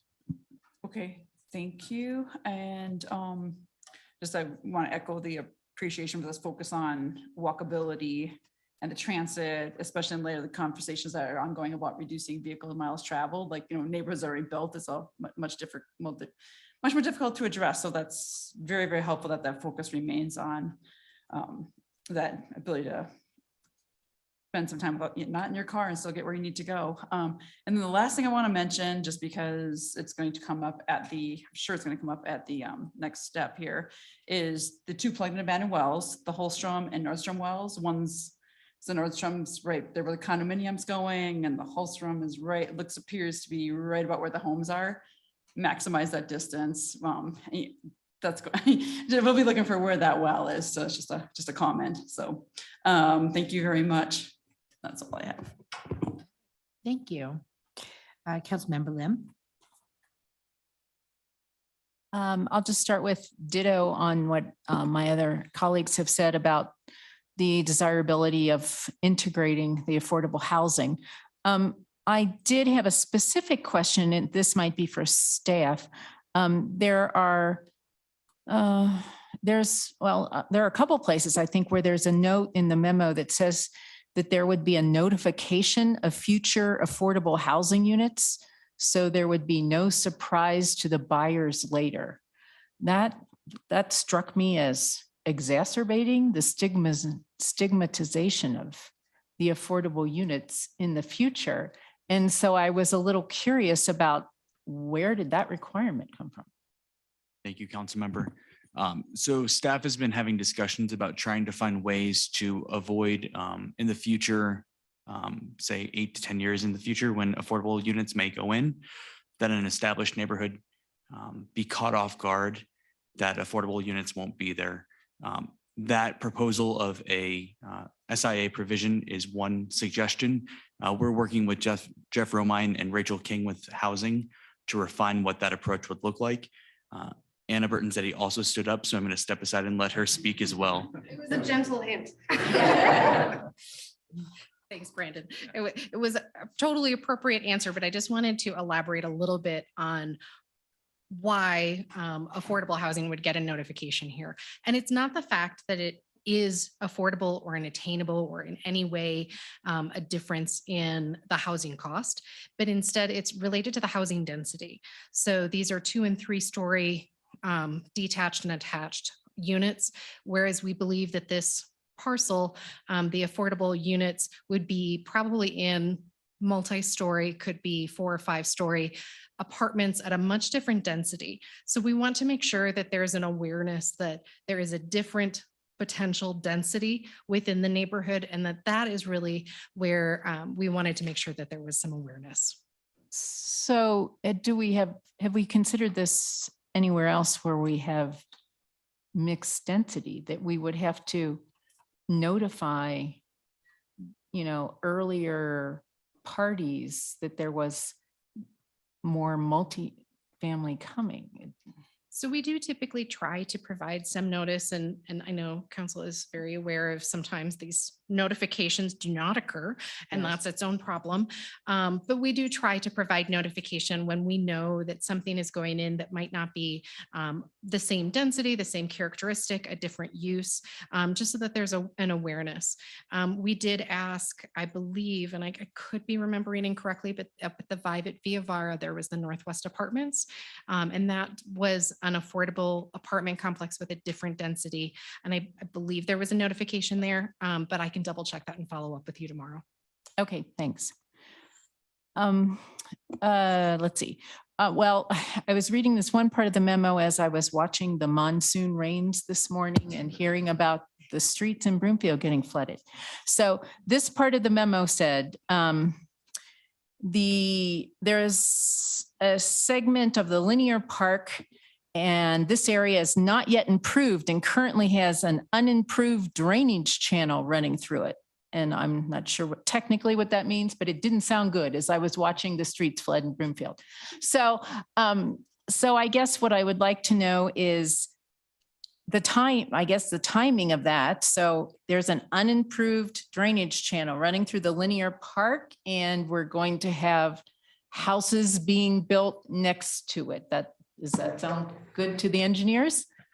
I'm so happy that we have Jim Nimchek in our midst who can come up and address that very engineering specific question. Good evening, City Council. Jim Nimchek, I've been up here before. I'm the kind of infrastructure guru of our group. Normally when I get up, it's on a bad question. So, so it's a good time that I'm getting up here. We actually have done almost $7 million, $7 million worth of improvements to this entire drainage way, all the way from Highway 7 down to the Parklands, on this map, at least the Parklands location. That is the full build out of the pond, as well as the channel bottom stabilization, all the way downstream from the Parklands in the center of this, where Parkside East is located, all the way to Highway 7. And that includes building the box underneath Highway 7. So I guess I would disagree slightly with the characterization that we have not built any drainage improvements, because we've done reinforcement, riprap, all the same stream bed modifications that Mile High Drainage requires and has approved, and the LOMR has been submitted for that. Okay, good. Thank you for that clarification. Thank you for your pledge for EV charging stations. We did pass the amendment that McWinney requested to treat the townhomes and condos with the as the one family dwelling residential development. So they just have that one-to-one correspondence with being EV ready. So you're set with that. That seemed reasonable. Okay, the Council Member Anderson spoke briefly about the P&A wells on the corners of the development being a concern. The memo refers to the notification that would at least have to occur because, of course, the baseline development is exempt from our reverse setback ordinance. The other consideration is still that the United Pad is within 2,000 feet of the perimeter of the development. And certainly I would suggest that even if you're exempt, that it is not advisable from what we know at this point in time, to put residential lots within 2,000 feet of that United Pad. Right now, 2 months after going into production, we have a record level 2,519 parts per billion benzene exceedance that just occurred on July 29th. We have an interesting situation where extraction spudded 5 wells on the United Pad and seems to think that they could be developed at some time to be determined in the future. So that's up to debate. But that leaves in question the status of that pad in the future, in the proximity to, in my mind anyway, to that to those developments in that area. So that's a comment regarding that, recognizing that baseline is exempt from our reverse setbacks. So thank you. Thank you, Councilmember. Councilmember Henkel, remotely. Thank you, Mayor. Thanks for having me today remotely. I believe I'm probably the only one speaking in hybrid terms here. Kyle, first of all, this is like way off topic, but did I see an underpass on baseline? I don't think I've seen that before. I really want an answer to that. Councilmember Henkel, could you repeat the question? What was Sure, I saw an underpass on the baseline and I don't remember seeing that before. Is this a new thing that we're adding here? Underpass, was it related to the linear park by any chance? No, but it was on, I believe, page 23 that we were just looking at. I'm kind of half joking, but I'm kind of half excited and mostly excited, actually, 110% excited about that underpass. So it's a little bit off topic tonight, but that underpass up by baseline, I think that's the first time I've seen that. So if you can see the presentation, is it any of the circles that are shown largely related to the regional trail? And there is one that goes underneath Highway 7. Yep. Okay, super pumped about that. All right. I know that's a little off topic. I realize that staff is probably rolling their eyes at me. Thank you for being here tonight, and I really appreciate the ongoing discussions. We were happy to really, provide the last mile distribution center, in a lot of other places that we're dealing with affordable housing, and that's a hot topic tonight. And of course, that was my #1 topic. Thank you for your sustainability, your energy efficiency, and I do appreciate your diversity in housing. I can see where you are taking that step forward. I will say that in opposition to Ward 4, Ward 5 really does want density. So we really do want diversity in housing, not only in what we see, but what people can own. And so a lot of our families who are like families of 9, they're tired of living in an apartment. So a lot of times that's what we get in Broomfield is just affordable apartments. And our families just go, wah, wah. You know, they want a place to live and play and be an integral part of you know, society. So I really do want to push back and of course, you know, sing harmoniously with a lot of my fellow council members on this idea that we can use condominiums, even some of those row homes. We really need to have some affordability mixed in there, and I truly think that we can make that happen. I don't know if that even means that we talk to our housing alliance now or what that could mean, but I really think that we need to take steps forward to really integrate what it means to have an affordable home. And then let's see here. I do take in consideration all of the key issues that staff brought forward. I'm not as concerned about the financial piece of it because we do have, you know, that Center Street area. So I'm not that district. So I'm not too concerned about that financial piece, but the rest of those pieces, the connectivity needs to be important, the affordability of those homes and higher density. I do worry that if we're not as dense here, and we're completely dense in a different area, it's going to look really lopsided. And we need to know that we're really taking care of, you know, the people in that area, that they do want density. And then that last depiction, I know you guys showed that really special area where you have that overhang. I was kind of joking here, but just make sure your Amazon last mile trucks can go underneath those little overhangs. So thank you very much. Thank you. Thank you. Next, Mayor Pro Tem. Thank you, Mayor. Kyle, thanks for being here tonight. You and your team do appreciate this project and everything else that you're doing in Baseline. And great comments from all my colleagues. Don't have a whole lot to add, but I thought I'd give my half cent here. I do like the walkable streets. That's probably one of the best things that I appreciate about this project. And I was intrigued by Councilmember Schaaf's suggestion if you could somehow incorporate a little bit of retail or commercial, maybe on some of the corners. That would be kind of a neat addition. The one thing that's the only real comment that I do have is what struck me was really the lack of green space. So I appreciate the density, but I also don't like giving up, you know, green space. Some of the stuff that I saw seemed to be sort of a concrete jungle. And this goes to Councilmember Cohen's comments about sort of where the kid's going to play. So, you know, I think it'd be great if you can somehow, you know, I understand it's close to that linear park that's being developed, but if there was another little pocket or two of open space, I think that would be great and would really add to the development. The only question I may have for staff, and this is the attainable housing, you know, portion of it. You've heard those comments and the concerns of council that it's not slated to be built for many years off. And I think the concern that we always have is that, you know, sometimes we get the carrots to get the rest of the development built, and then the carrot never actually happens. And I guess the question for staff would be is, well, what do we have, if anything, to guarantee that we do get that affordable housing?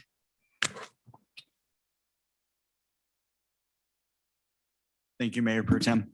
The growth agreement, the MGDA with McWhinney, establishes the requirements for the affordable housing program. That includes the covenants that they've been dedicating and gives the 8 to 10 year period. The MGDA also establishes what happens at that 10-year period if those aren't built. And that gives a couple options. One is they will either have to be providing a cash in lieu payment equivalent to the density that is established in that covenant. I think the example in the MGDA is 35 dwelling units per acre. Another option is they can find an alternative location that they can provide those units immediately. Thank you for that. The third option is they could dedicate the land to Broomfield, and Broomfield could move forward with constructing on that affordable units using our own funds. So there's a couple options to satisfy it if those units aren't provided. We are tracking the date of recordation of those covenants and working with the applicant with that sort of game clock, for lack of a better term. Okay, so I guess there are some guarantees, but there's really, I mean, at the end of the day, 8 to 10 years from now, they may not be developed. I mean, I think that's what I'm ultimately hearing, is that there are options. We're hoping it's developed, but I'm guessing a lot of it's really going to depend on the markets. And I think that's the way a lot of this goes. So, and I think that's probably a concern for a lot of my colleagues, and something that the developer should probably take into account when you move forward with the next step. Comment away. Can I just add one other thing? I believe, and I'm a little rusty on the whole agreement, but I believe that if we do not maintain a certain level, whether it's by, let me put it, if we don't deliver, I believe Broomfield can stop issuing building permits. Is that correct, or am I just imagining that? I think that was, is what Brandon said. Okay, never mind. Scratch that. Too late. Just kidding.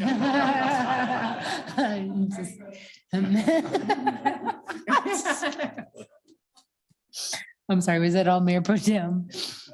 Councilmember Lindstedt? Mayor, I wasn't actually going to ask any questions. Things have been really well covered tonight. But I did have one quick question just based on that last comment. If that circumstance did happen in 10 years, what inclusionary housing cash in lieu numbers are we looking at? Would those be the ones that were existing when the deal was passed, or can those numbers evolve over time? Thank you, council member. The MGDA doesn't establish a set dollar amount, so it would be assessed at that 10-year mark using those dollars. That's great to know. Thank you so much. That's my only question. Thank you. Anyone else for first round? So we'll start second round. We'll start with Councilmember Ward and then Cohen. All right, thank you, Mayor. So as I was sitting up here listening to comments and thinking on the presentation, I came up with two other questions. With regard to the analysis you did for the BRT station and the density around it, you only factored in the quarter-mile walking, is that correct?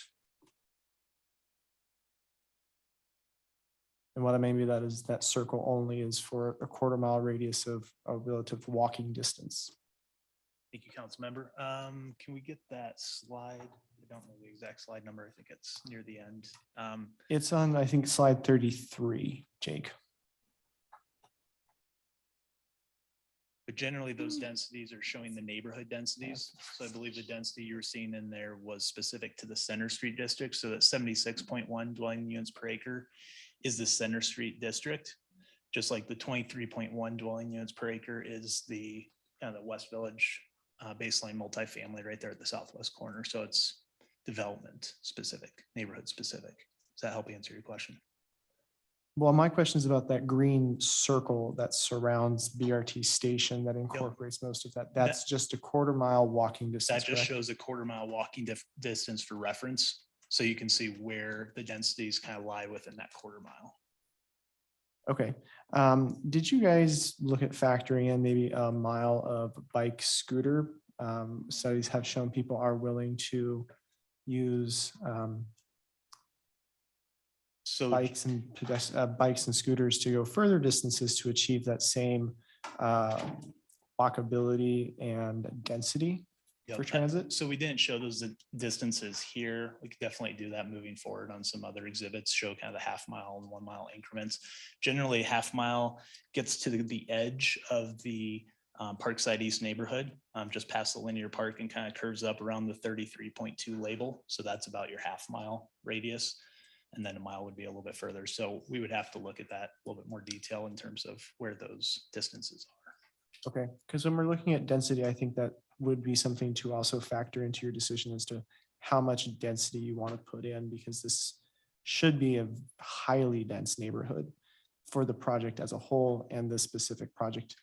My next and final question is going to be in regards to, have you guys looked at dedicating certain space for like rideshare bikes or rideshare scooters, should that ever become something that happens in Broomfield. So that way we're not just letting them go all over the place. I know places like Boulder, for example, have a green square rectangle painted on the sidewalk to dedicate, this is where Lime scooters, for example, have to go, because that's who they use. I actually think that's a great idea. And we will look into that as we consider our different micro mobility options. So thank you for that suggestion. Thank you, Mayor. All right, Councilmember Cohen. Thank you, Mayor. I just had one comment I meant to make earlier. Thank you. I forgot. And I appreciate that Councilmember Lim brought it up in terms of the SIA. And I meant to bring it because the wording did sort of stick in my craw, and maybe I'm reading too much into it, but the wording actually says, in an effort to make future buyers and renters aware of future affordable developments, there will be a requirement to provide a notice to future buyers and renters of future affordable development.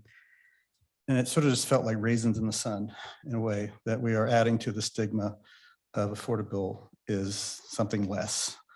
And I don't know if there's another way of saying it, or if there's another way of addressing that issue, but it did bother me when I read it, that I think we're contributing a little bit to that by suggesting there's a need to warn people of affordable housing.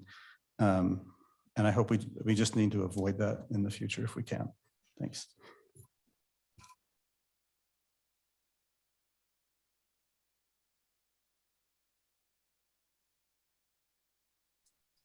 Oh, is that it? Okay. Thank you for those thoughtful comments, Councilmember Cohen. Anyone else for second round? Nope. Well, I think you've heard enough. You didn't hear from me.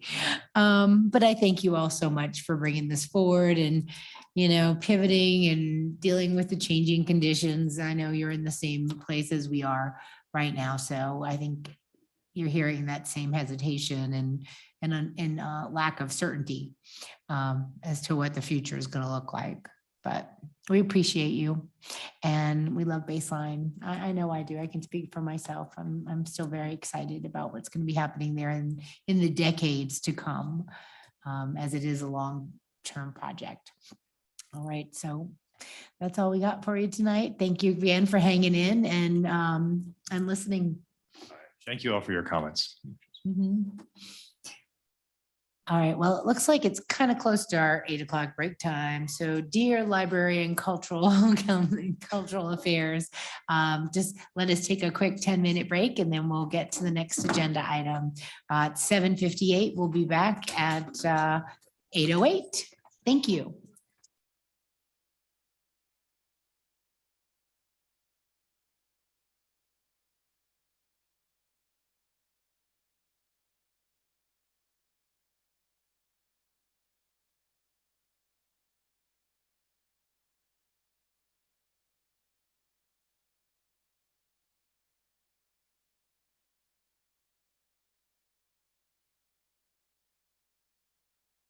The Access Live event has ended.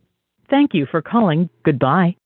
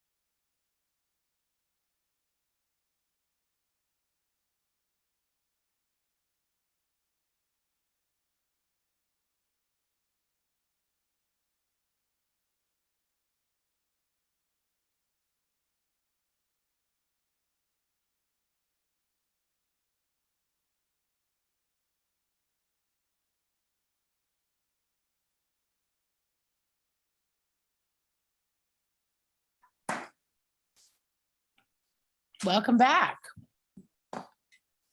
Our only study session item this evening is an update on the Library, Arts, History, and Extension Facilities Master Plan.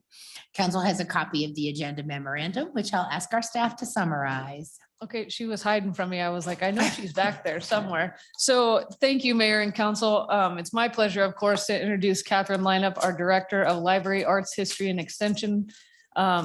We're very proud of this team. Obviously, I might be a little biased. I'm very proud of this team. And it's nice to see all of them here tonight. So this was actually a request from council that I really appreciated. We presented the master plan for the library last year in July of 2021. Some of our council members were not yet on council and didn't get the opportunity to hear that presentation. So we appreciate the opportunity to do that tonight.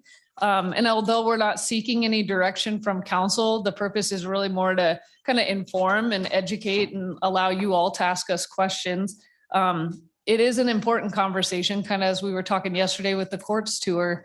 There's a lot of things that are coming up and coming to council's attention. And what I realized yesterday walking, which I probably should have known a long time ago, it's not easy to make these decisions from the dais and to prioritize all the different asks that you receive. So I appreciate the opportunity for the library to kind of do the same thing that the courts tour kind of educated us on yesterday.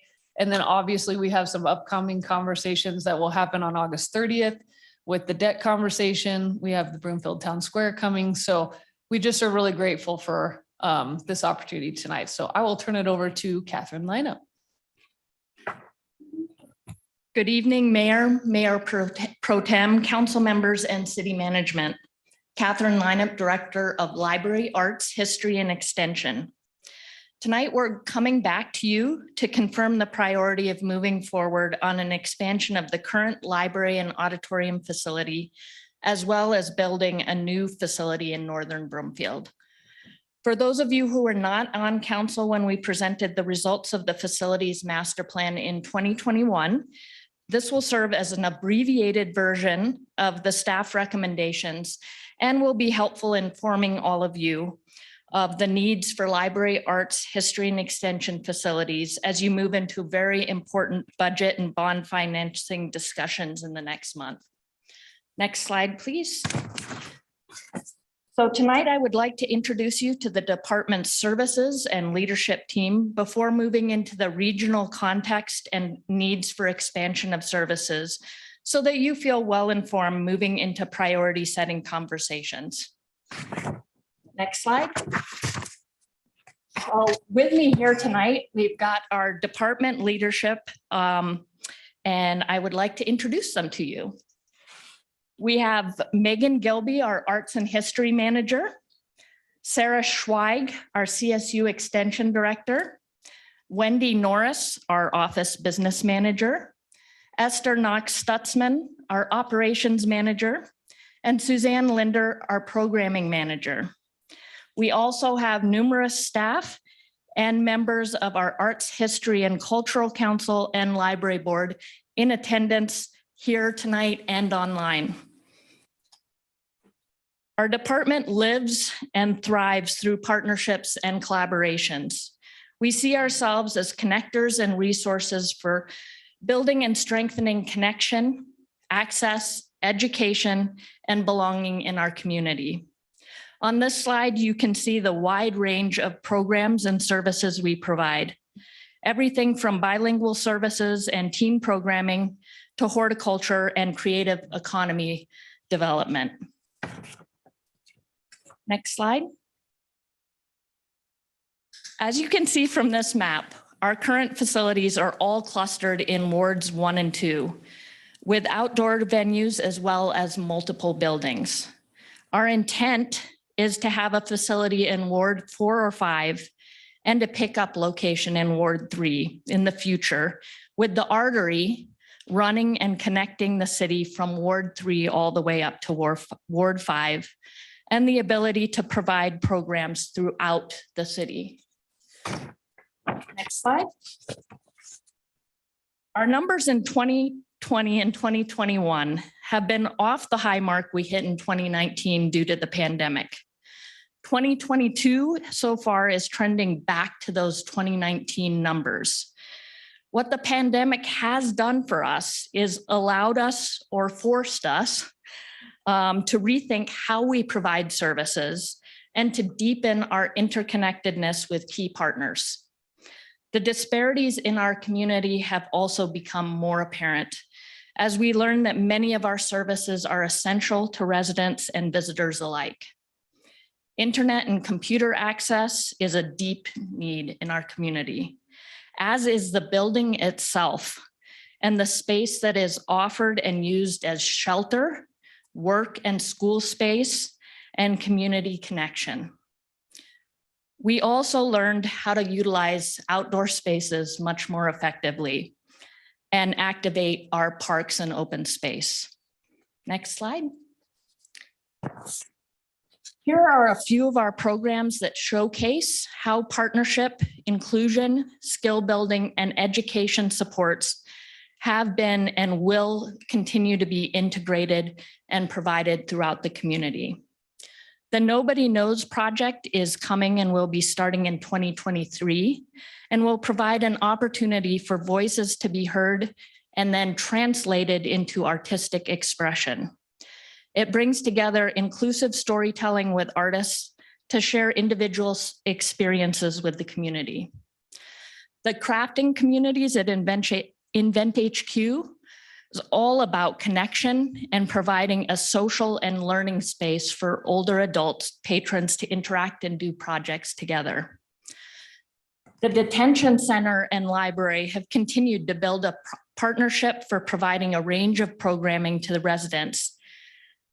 And we are getting incredible feedback about the Broomfield Early Childhood Council parenting classes that are being offered to both male and female residents there. Through CSU Extension, we have access to AmeriCorps volunteers who provide STEM activities and enrichment at Emerald Elementary's after-school program and at our community outreach events. Next slide. So now let's move into both what is possible in the future and the constraints that we would like to remove in order to continue to deliver these services to the community. And next slide. The space needs for this department are nothing new, as we have had numerous requests from successive councils and multiple community engagement efforts about our facility needs. The need for additional space has been demonstrated since the library space needs analysis in 2007. Our ask from that time is very close to what we are asking for now. The library expansion and northern facilities have been on the CIP request since that time, but have continued to fall outside the 5-year CIP priorities. We're not alone in this. Next slide. Like us, other municipal libraries have struggled to gain the funding that is needed when competing against other city infrastructure needs. For this reason, we see other neighboring libraries that are looking at going to the ballot in order to meet long delaying funding needs. I just saw that Denver Public Library was in the news outlining their request that's coming in November. But I've shared with you the ones that we know are talking about this with their councils as well. Next slide. Our space needs are even more pressing than any of our neighboring communities. This is comparable data from 2020 population numbers for neighboring libraries. With the new census data, we are now closer to 0.34 square feet per capita. We are lagging behind on FTE and operating budget as well. Over the last 15 years, we have made great efforts to find capacity through partnerships, technology, grants, and outreach. We have been incredibly creative and resilient and will continue to be so. I do feel like we are at the point where we have pushed ourselves to the outermost of what we can do with the resources that we have, and that we will not be able to maintain or expand services to meet the continued population growth. So, as in other areas of the city, we are looking at the possibility of reductions in services without additional resources. Next slide. With an expansion, we could provide access to much needed children's space. Currently, even running the same program twice in one day, we have outgrown the Storytime room and are having to offer children's programs in the Eisenhower room upstairs, which makes this room unavailable for other programming and for community access. We are already at capacity even in that larger space. The collection size is inadequate to the needs of our population, and we are well below metrics for collection size per capita. We have the opportunity through partnerships to offer no-cost programs and services to our community in the convenience and safety that a library offers. And with additional space, we could offer these needed services such as ESL classes, parenting, legal aid, and that type of program. The need for study rooms continues to grow as well as our community uses the library to meet clients, have a quiet space to study or work, and a place to take proctored exams. These are all needs that the community and partners have expressed to us through the last 15 years. Both the community spaces at BCC and PDRC and at the library have been in high demand. And at the library, we have increasingly had to limit access to community groups in order to meet the programming needs for our community. Broomfield does not have enough access to rentable space in the public or private sector. This is the feedback that we have heard most often from the community. Next slide, please. Moving on to the arts and history side of things, we see the needs regionally as well, with both Denver and North Glen building or renovating space, and more organizations from Boulder looking to Broomfield for space. This could be something we could capitalize on and give us a real opportunity to grow a more mature creative sector in Broomfield. We have had the feedback from SCFD funded arts organizations that they cannot find venue space to accommodate their funded programs. Next slide, please.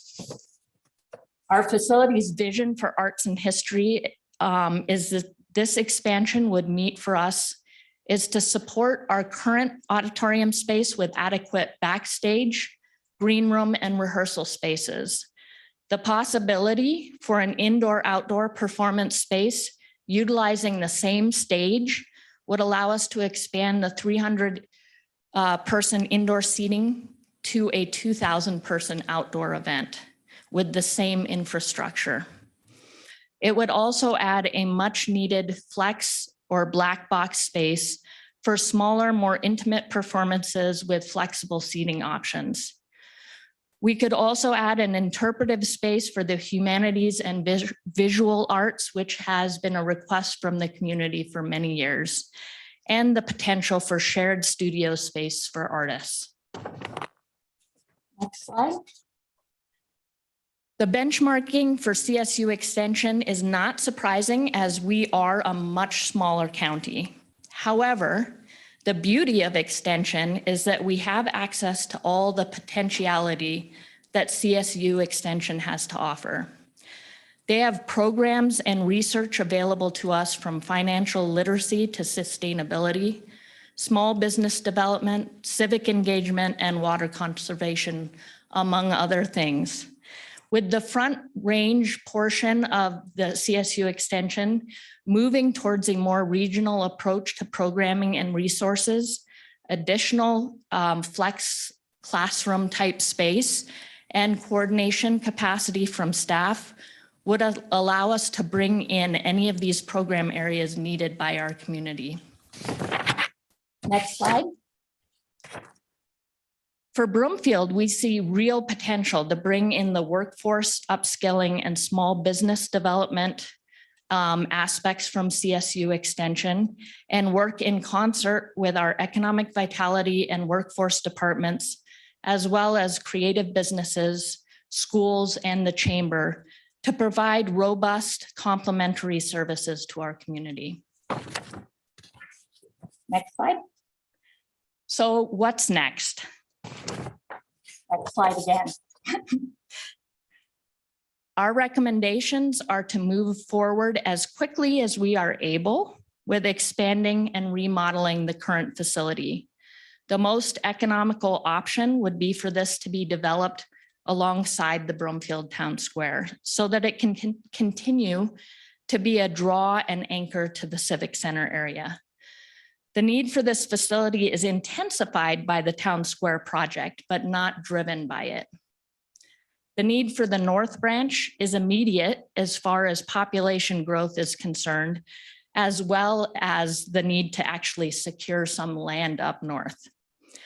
We are very aware of the needs of many city services for North Broomfield, and an expansion of library, arts, and history could also provide flex space for any other city services as a first step to providing these needed services to residents.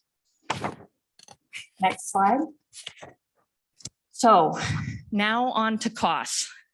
We have costed both of these options to 2026, as that is probably the very, very quickest that we could move to get these facilities designed, funding secured, and construction completed in a ideal unicorn sort of world. The expansion and remodel would cost $53.6 million and add an additional 50 to 60,000 square feet. The north facility would be about 30,000 square feet and cost around 30 million. There's also an additional one-time cost of 2.6 million for an opening day collection of books and materials, and then 3.2 million in ongoing spending for staffing, programming, and services. Next slide. The financing options that staff have identified are either an overall general fund tax increase to fund this and other capital projects.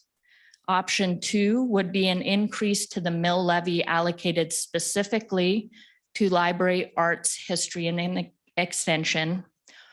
Or option 3 would be a sales or use tax increase allocated specifically to library, arts, history, and extension. Any of these financing options would cover the estimated $86 million bond as a repayment at a repayment estimate of $7.4 million a year for 25 years at a 7% interest rate. If council decides, as you are working on your prioritizations to move this forward, then staff will identify the amount of mill or sales tax increase that will be needed and prepare a ballot initiative. Staff did explore the possibility of creating a library district, but we actually do not recommend that at this time, as there is much to be gained from a close association with the city. Thank you very much for the opportunity to refresh all of you on the needs, costs, and opportunities associated with an expansion as you head into the August 30th meeting about debt and bond capacity and the September 13th meeting about Broomfield Town Square. Next slide, please. With that, the library, arts, history, and extension staff, as well as my colleagues, in finance, economic vitality, and the city manager's office are here to answer any questions that you may have. Thank you. For that excellent presentation, Ms. Lineup. It was very inspiring. And we will go to council questions next. Councilmember Marshall first, then Lindstedt. Thank you, Mayor. So just some general questions to start off with. Thank you for the presentation. That's exactly what I was hoping that it would look like. Obviously, the cost is going to be a lot, but so is everything. Questions on some costs. Do we know of any outside funding, grant money, federal, state, that we could use to offset any of this costs? Like for the one-time, construction type of costs? There are some options that we could look at depending on as if we move this as a priority and engage the community engagement process and staff to work on funding. There could be potential options for some grant type funding. There could also be the possibility of a combination with affordable housing pieces that could be incorporated. And there may be some other avenues we could explore. It would not be a significant amount, but it is typical in these types of processes that organizations such as the Friends Foundation and Friends of Broomfield History would be able to raise some level of support as well. What is it? Sorry, the SCFD funding, that's programming funding. That's not anything for capital improvement, right? No, that is not unless you are a tier 1 organization, and we do not qualify for that. Okay. Do we know, I know you said to be determined on the amounts. Do we have any rough estimate on what a property mill increase or sales tax or a combination of both would cost the average resident? I mean, I know it's really preliminary right now, but any idea? Oh, here comes Miss Ritchie, our Chief Financial Officer. The $7.4 million a year, what to pay it? I mean, what would that cost the average taxpayer? Thank you for that question. At this time, we do not have those numbers calculated and ran on what it would cost related to the mills and the sales tax. We Brenda Ritchie, Chief Financial Officer. Thank you for the question. We have amortized basically just what the bond would be and looked at that payment and then compared that with the interest rates that we're seeing in the municipal bond market. So that's what we based it on. And based on the direction of what that council provides, we will then go back and look at what the impact would be on the residents of Broomfield. Because obviously if we move forward with it, we have to get the residents to approve it. So we'd want to make sure that we can make it as palatable as possible. That's correct. And if I may, we would be required as part of Tabor to be able to calculate that out and demonstrate the need and the funding associated with that. That's required in order to propose that on the ballot. Actually, I just had one other question in regards to, or maybe a series of questions in regards to the Broomfield Town Square, doing this in conjunction with it. I remember, if I remember correctly, the Broomfield Town Square had an amphitheater proposal. Wasn't that part of their development plan to do an expanded amphitheater outside?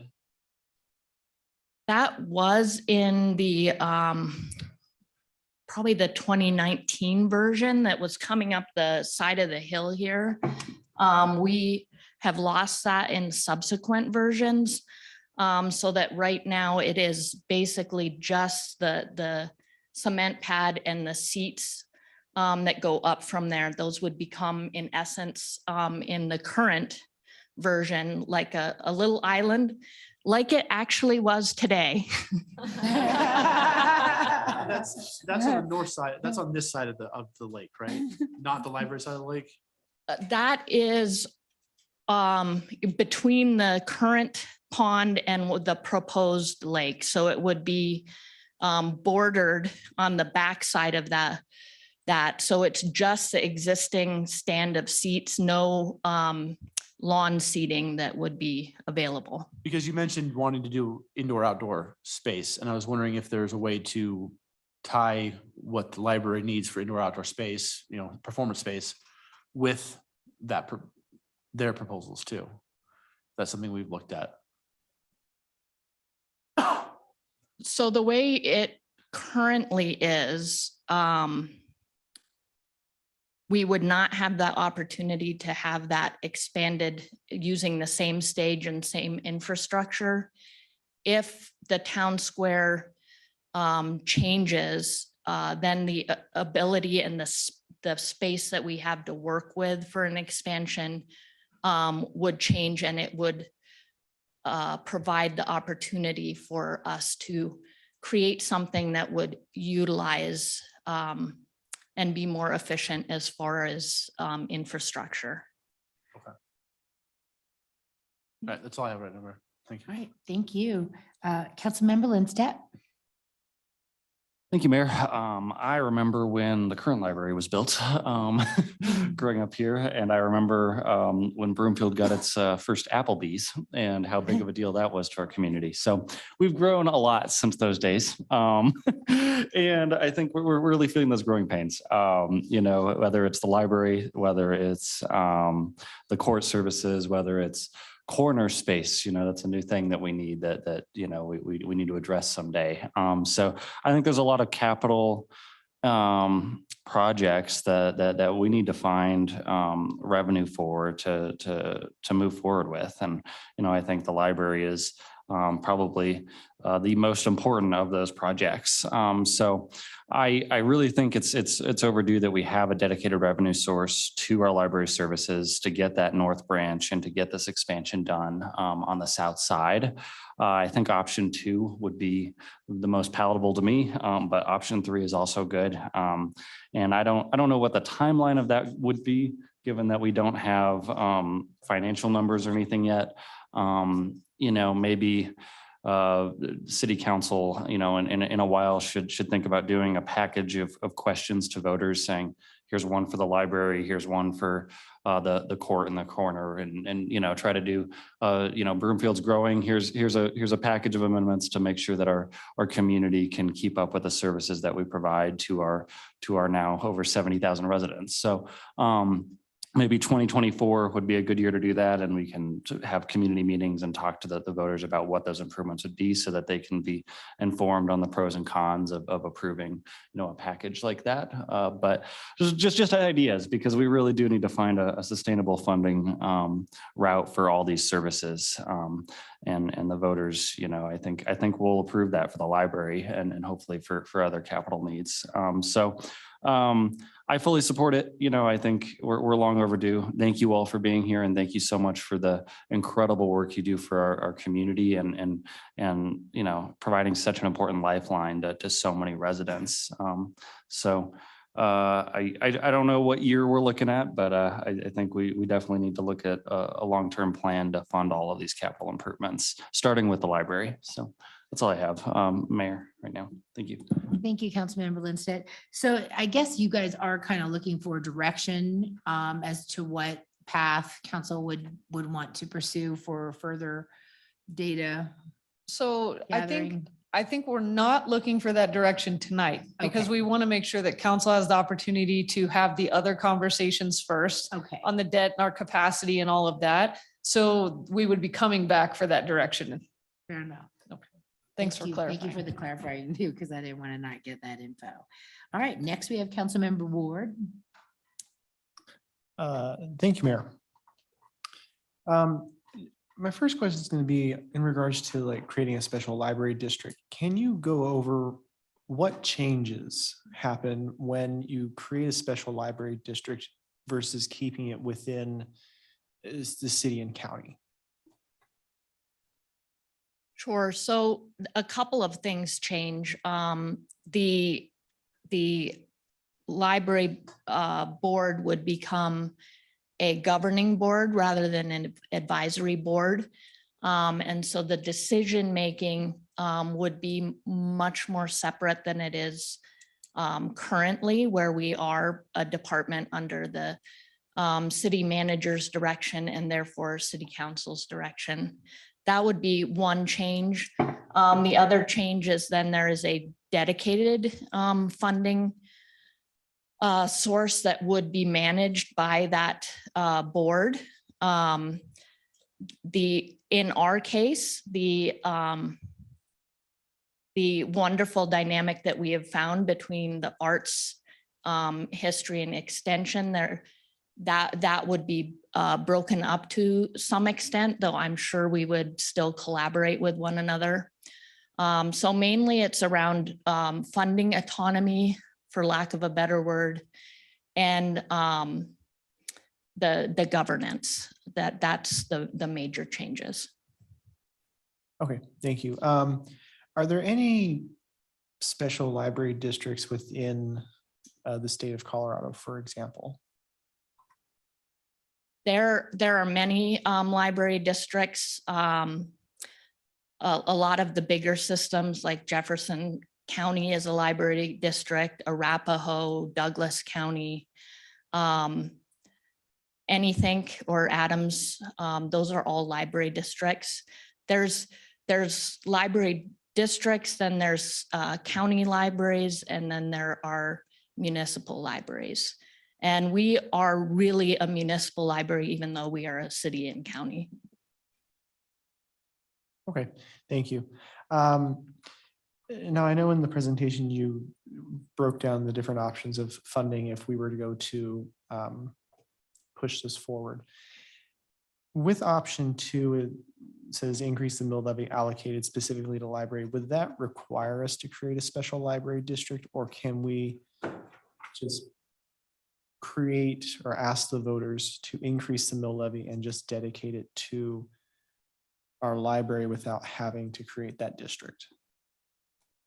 You would not have to create a district to do that. There is actually a mill levy already for the library district that is supplemented by general funds. And it actually covers close to our operating budget. Our 2020 budget, I think we were very close to that, but it does not have any kind of improvements or capital project that's associated with that. So this would be one of the options, is to increase that dedicated mill levy. Okay, perfect. I totally support moving this forward. I think it's very important that we provide the services that the library offers to our residents and increase those services, and provide a new location, especially in the north end of Broomfield, as we continue to grow. Even though I'm not originally from Broomfield, I know when I was a child growing up, the library was really the place I wanted to go, because they had all the new computer technology and did not have to deal with dial-up. For those that are old enough to remember dial-up. And, you know, they had everything you could possibly want. So I would support pushing this forward to continue to provide those services for our residents. Thank you. I just thought that, what did you include what the current mill levy for the library is in the packet? Do we know that? And is it out of the city mills?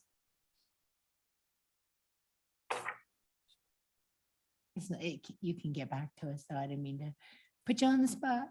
I do have that because I anticipated that question, but I may have to get back to you because of course I can't find it at the moment. All right, well, I just cut, so I'm going to move on to Councilmember Schaaf. Thank you, Catherine. Thank you, Ms. Lineup, for the presentation tonight. You know, I think I spoke about this last time we talked about the library expansion, is the ominous warning from former council member Sam Taylor when the proposal came before council to build Dillon Road and the BCC and bond that money. And he was the lone no vote on that because he thought that, you know, the priority of continuing to expand the library and build on the library services was a bigger priority, and much greater of a priority than Dillon Road. And that at a future time, we would be debating whether or not we have the funds to actually address some of these priorities, such as the library. And I continue to hearken back to that warning, and here we are. So I think that it's very important for us to look at these priorities and funding decisions to ensure that we are funding things that move our community forward. And whether Dillon Road did that or not, is obviously debatable, but we do have that chunk of liability that exists. And now we are looking to try to address some of our other priorities. So obviously it's way past time to ensure that one of our most valued assets in Broomfield, which is the Broomfield Library and Auditorium, is brought up to the same standards that Broomfield has. And this innovative and thriving department that we have of all of you and the community support that it has really can be brought to the level where it can accommodate the community. Because right now, I would say that there are some great programs happening and there's unique ways to do that, but it can be done in a much more professional and better accommodating way. And I think that that's all of your dreams, is be able to get to that status. So you had mentioned the courts tour, and I think that, I can't I can't forget that that's a major need in our community, that's one in which, I was brought up to speed on in 2019, that we have a severe need there, that we have some safety concerns that exist there, and that we need to address those as well. I'm curious from our, city and county manager staff, what other major projects do we have within our community that are at the level of our courts and our library? What other major projects exist that need funding both in the near and long term? So I think it's a couple things. So we've been talking a lot about capital infrastructure projects, right? And that impacts all our residents, and seeing the costs going up for those. So whether that's roads, water lines, utility lines, all of that kind of stuff, we need to keep that in mind because that's critical infrastructure. When we're talking about facilities, it's really the growth that's driving it. So I kind of laugh a little bit, and I know Clay's back there. I remember coming in 2016 as the director of the library, and that's when the conversation was happening with council regarding the BCC and Dillon Road. And Clay took me on a tour of the BCC and the old pool, and we went down that creepy basement underneath the pool. And I was like, all right, okay, I'm not going to say any more about it because it was really in desperate need of being renovated. So I think to your point, Councilmember Schaaf, as we have grown and we're at the 21-year mark this year, we're going to see more of these needs going forward. So the courts is a good one. I would also say, our police department, as we continue to grow and meet the needs of our community, public safety is a big priority for this council. It's a big priority for the city manager. And obviously all of us as staff, we're going to have to take a look at that as well. We're also trying to be really mindful that work has changed a little bit. So when we talk about facilities, I appreciate what Catherine said about how the library has shifted its services. We all saw that in 2020 with COVID. They did a yeoman's job with shifting services to meet the needs of the residents, but we're also seeing how we need to meet the needs of our staff. And so really making sure that we're being thoughtful and methodical about looking at what that looks like, what remote work looks like. Are we still meeting the needs of our residents? A lot more online services are happening. So it's really going to take us a full comprehensive look. And I think that's what this council is really doing by having these conversations and talking about what the needs are, along with all the other things that are coming in front of you. It's not easy decisions to make. So we're very grateful for that, but we will continue to see the needs as our community continues to grow. I hope that answers your question. It was a little long-winded. No. I appreciate everything you said. I think that, you mentioned the courts, you mentioned the police department, the library auditorium. So those in terms of our facilities, some of our other facility needs have been taken care of more recently, Health and Human Services, the BCC. So some of these other facilities have been addressed. I thought of one other one. I should have mentioned the wastewater treatment plant. Because as we grow, there is statutorily required things that we have to do there. So the 80% for design, the 90% for construction. So the wastewater treatment plant, we need to make sure we mention that as well, because that's something, one, we have to do, and two, we need to do in order to serve the community. So thank you for giving me that opportunity. Yeah, does that, does the fact that that's an enterprise fund impact how that capital will be funded?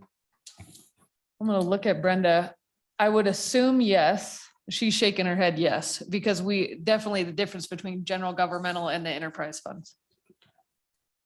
And this may be a kind of an elementary question, but what's the advantage of doing a ballot measure to fund these capital projects as opposed to continuing to wait to have them cash funded?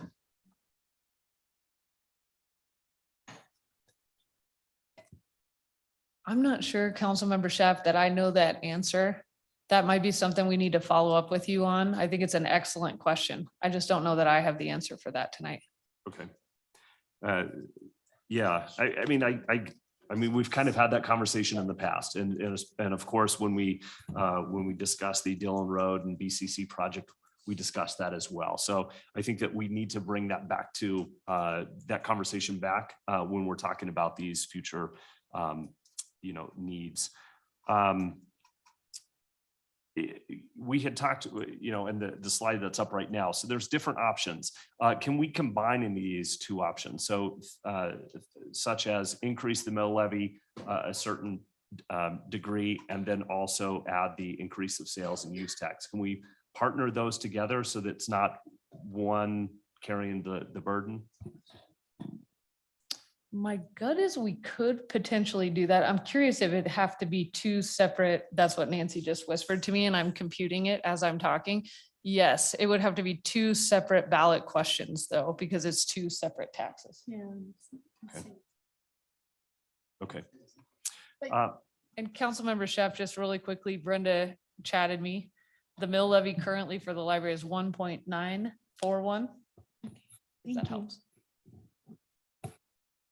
And then the last comment that I have is, I guess knowing that information about the mill levy and sales tax, I kind of look at some of those top needs and potentially coming up with some type of short-term sales tax, which would combine some of these, large community needs, combining arts, learning, justice, courts and things like that, to provide funding for these expansions, the needs that are there. I mean, these facilities are the most public facing facilities we have in Broomfield. They have the greatest diversity of our community that uses these facilities. So I think that, I think there would be broad support for this, and by doing some type of short term, or I guess it could be a long term, I don't know to the extent of what that would be, but doing a term sales tax as opposed to adjusting that sales tax in perpetuity. And I think, so Don's helping me out a little bit tonight. So he had a good point, and we kind of mentioned it earlier. I think the questions you're asking are going to be even more, they're helpful now, but they're going to be more helpful as we have the conversation on August 30th, when we start talking about the debt, what capacity we have, what's possible. I think that will be a great segue for that conversation, so that council kind of has the full package of what's available to them as a tool to kind of address some of the things that you're talking about, Councilmember Shaft. Okay, excellent. Thank you. That's all I have, Mayor. Thank you. Councilmember Cohen. Thank you, Mayor.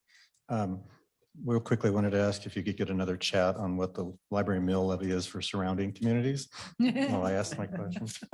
The staff is super responsive, so potentially. Your time's up. Just a chat request. Just kidding. Representing Ward 5, I'd be remiss not to put in a word for the needs for the north end of the community. I wanted to note that currently the Broomfield Community Center and Paul Durda, or Broomfield BCC and the library are 3 miles from Durda.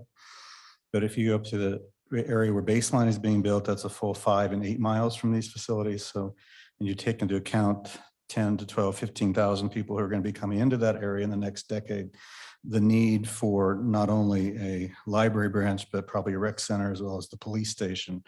So to that end, has there been any discussion of combining a multi-facility, not just being the library on its own, but being able to bring these services to the north end? sooner rather than later. So it's a great question, and the dynamic duo over there, Mr. Clay Shuck and Catherine Lineup, have had some of those conversations, so I'll turn it over to Clay. Good evening, Mayor, members of City Council, Clay Shuck, Director of Operations. One of the things that we did, if you all remember, was we purchased some acreage up northeast of the Palisade Park area. So we have about 110 plus acres of open space, plus around 80 acres of open lands that we have. As we continue to move forward and develop, one of the discussions that we're having overall as staff is what does that build out of the professor's property look like? And I think on that piece of property is the opportunity to really have maybe some type of city service buildings up there where we could serve the diverse population that's up there, but also meet the needs at the same time of that growing northeast section. So when you talk about a police substation, you talk about a library area, you talk about a recreation area. So I think all those things are possibilities as we look at the growth in the northeast area and actually starting to move that land into something of more of a civic center regional park area. I think if you look at the North Glen model, what they did over there on the acreage that they took, it was really amazing the work that they did with the library and the recreation center and their new municipal building. You take that footprint and you talk about somewhere between 15 to 20 acres of the 80 acres to build something that is that multi-city complex. I think there might be the opportunity in the future to look at. I'm glad to hear that because I'd hate to see it sort of piecemeal be brought into the northwest corner. And I think the costs would be higher as well. I am also concerned though that the homes in that area pay a higher property tax rate than the homes in the south area. So might be a harder sell unless they're getting some substantial community services at the same time. One last question. I'm curious about whether there's been any thought, and it may not be much to it, but partnerships with school districts in terms, I think people, if you've been in the schools, libraries and schools are suffering mightily. There's not much resources in the state going to school libraries, and school librarians often are more likely to work on tech support than buying books. So I don't know if there's any options there if the school district's interested. So Catherine, you might want to talk a little bit about Adams 12. But I'll just also say, having been a school librarian myself for 8 years, I worked in a high school and a public library combined. I loved it because it was chaos every day, right? On all fronts. And there's also some mindfulness that needs to go into that. There's challenges that definitely come along with that. But to your point, Councilmember Cohen, there are models for that that exist.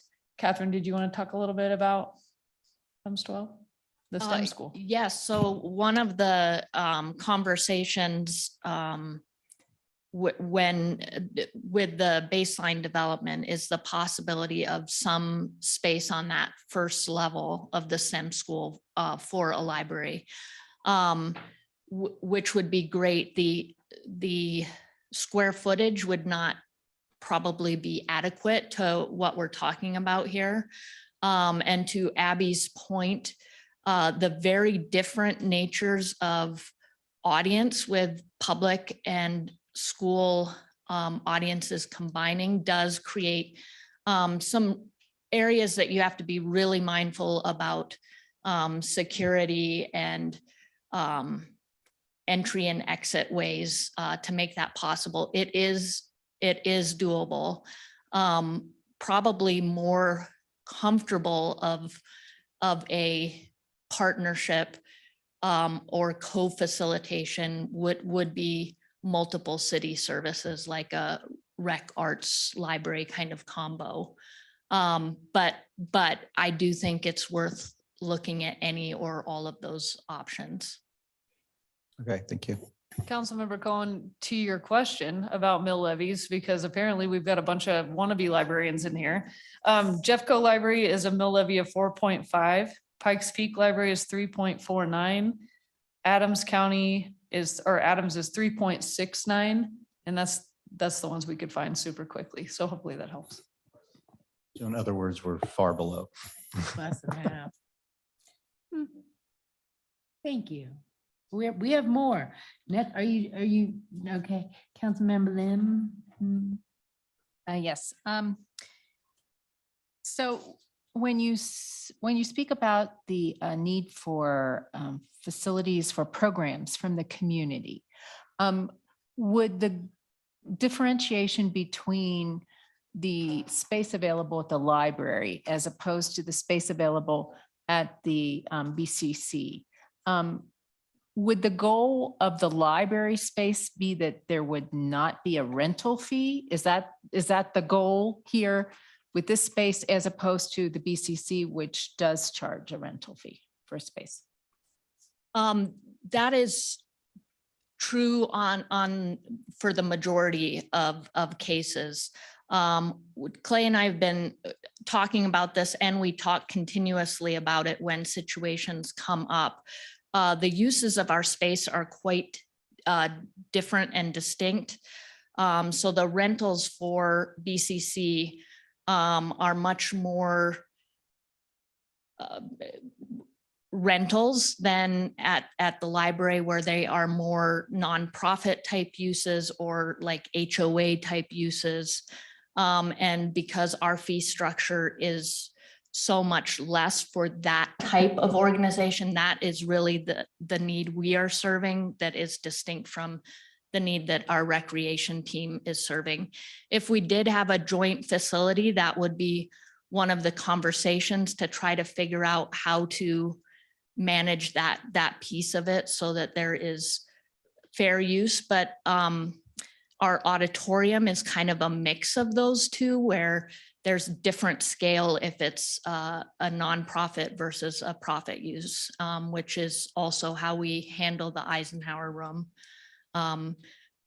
What we've run into is that we are basically filling that space to try to accommodate the programming needs for the growing population. So it has become less and less available to the community needs that we used to be able to serve.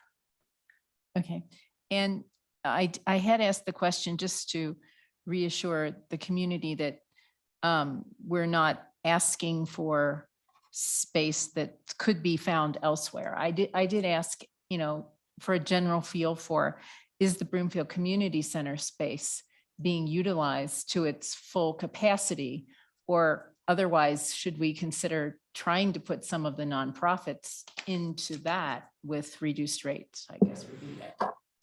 Thank you for the question, Councilmember Lim. Again, Clay Shuck, Director of Operations. Are we at full capacity yet? No. So we're still coming out of the COVID period. And you remember we opened October 2021. Even through 2022, we were still seeing a lot of the COVID restrictions. So as we continue to move out of that into 2023, we are seeing that trend go up and up and up for the request of rooms and usage. As Catherine mentioned, our models are different. So I think if we were going to look at that, council would have to then go back and make a decision about the subsidy level for the recreation centers and what we wanted to look at. Because currently on the cost recovery model, we were looking at a percentage of cost recovery, either on the recreation side when we're doing programs and services, or on the senior service side. So if that was going to be something that we were really going to go down and start looking at that type of usage, but we would get to a capacity point, I think, fairly quickly because the times that we're looking for the programming space and the clients that we have that come in are looking for the programming space, the same is happening for the library. So that competition of just that space and time is going to be identical through both those facilities. Okay, thank you. Thank you for that explanation. I did go back, I was on council at the time of the prior study session, but I did go back and listen to it. And during that study session, there was a extensive discussion about expansion of the building with zero energy principles or living building principles. That was coming from the consultant at the time. So I noticed on your approximation of capital expenses that there was green building factor. So how would you, I was thinking back to the zero energy versus living building. How would you characterize what you mean by green building factor? Have you discussed that yet? So we did have Katie run the numbers as well, and they came very close to what the numbers from the consultant were. This is figured at the green level rather than that zero or that living building factor. I'm sorry, I don't know the exact right words for that. But it does have some level of sustainability figured in. Okay, that's good. I would certainly hope that we wouldn't do a major project, capital project without the green factors involved. At the end of the study session in July of 21, City Manager Hoffman mentioned that we would be doing an additional survey of the residents, and the way she worded it was to see how much skin in the game they had on the library expansion. So at what point in time would we, she proposed that at that time last year already. So at what point in time would we do that kind of survey now in this process? So I think that's a great question. So where we are in the process, kind of like what we alluded to earlier, right? Lots of things to consider and more information needed for council before we can, before council can provide direction to staff on kind of what priorities need to come first, what direction you want to go with different options once you have the debt conversation and some other big conversations that are coming. So I think once that happens, what I would anticipate is then we would seek that direction from council on whether or not to move. So if we're just talking about the library, I know there's other priorities as well. We would seek that direction from council to move forward to explore these options more in depth. I know Catherine can speak to that a little bit. And I think that's where the surveys would come. Because while you're exploring that, kind of getting ready for that potential ballot initiative or question, that's where the surveys would come to kind of do like the pulse of the community, for lack of a better word. Okay, thank you. That's it. All right. I did, Mayor, real quick, again, we have librarians everywhere, but thankfully Megan Gilby, she did share that there's a chart that I just sent to everybody that's not comprehensive, but it does have quite a bit of listing for mill levies. It's, I think, 2017, but at least give you an idea. Yeah, thank you for that. It's enlightening. All right. Next is Councilmember Leslie. Thank you, Mayor. Most of my questions or comments have already been made by my colleagues, but just in addition to the point that Councilmember Cohen made about the relationship with the schools, I would encourage you also to look at business and industry. An educated workforce is an increasingly needed part of their whole success, and being able to attract people to Broomfield and to grow those in Broomfield so that they are able to work for these companies has proven to be a very beneficial strategy. So it's perhaps possible that also adding relationships with that sector of our economy could do a couple of things to help bring additional resources and sponsorships to it, which leads me back to the point you addressed a little bit earlier in terms of you've got a couple of committees that could help in terms of private fundraising, but this might be an opportunity for a capital campaign more than just depending on the levy process. So I think there's 3 or 4 strategies that could offset a bit and maybe make it more feasible for the taxpayers to vote for that part of the levy that would deal with the library. I think, again, and I really appreciate my colleagues raising the issues of other capital priorities, because there are a lot of them because we're growing. And so all that needs to be scheduled and fitted in, and whether we were to do one big thing or a series of smaller things, obviously is down the road. But I just would like to encourage you all. You already have great community relationships and partnerships, but I think there's opportunities for some further ones, and they're going to take a little bit of time to build up to get to the point where you want. But I bet you could find sponsors in some of our major corporations that would welcome the opportunity to be part because of what they're going to do. And then, of course, being in Ward 4, you know, Ward 5 is not the only one that needs a library up where we are. And frankly, in my community, because, you know, there are a lot of people that don't have the mobility, coming down here is a challenge. So having something up there would be most appreciated. So I'm glad to see that on the agenda. Thank you very much. Thank you, Mayor. Thank you. Mayor Pro Tem. Thank you, Mayor. Just gonna start with a comment on Councilmember Leslie and the idea of a public-private partnership, which I think is intriguing. But it's my understanding that we've had this discussion in the past, and the concern is always, you know, who are the willing partners going to be, and can we pick and choose who those partners are? Because I think that, well, quite frankly, there are probably some corporations or companies operating in this community that we would not want to be partners with. So can we pick and choose? I think that was always a concern in the past. If we open that up, we can't really discriminate. And if we get some offers from corporations that we may not exactly want to have on our, you know, as a sponsor, I guess, or a big name on our library, you know, is it a concern? So I would always say that naming is always a little bit difficult. I know Clay can speak to that more directly than I can. Speaking of past experience, coming into a library that had just done some major fundraising and did a renovation in my previous life or previous job as a director.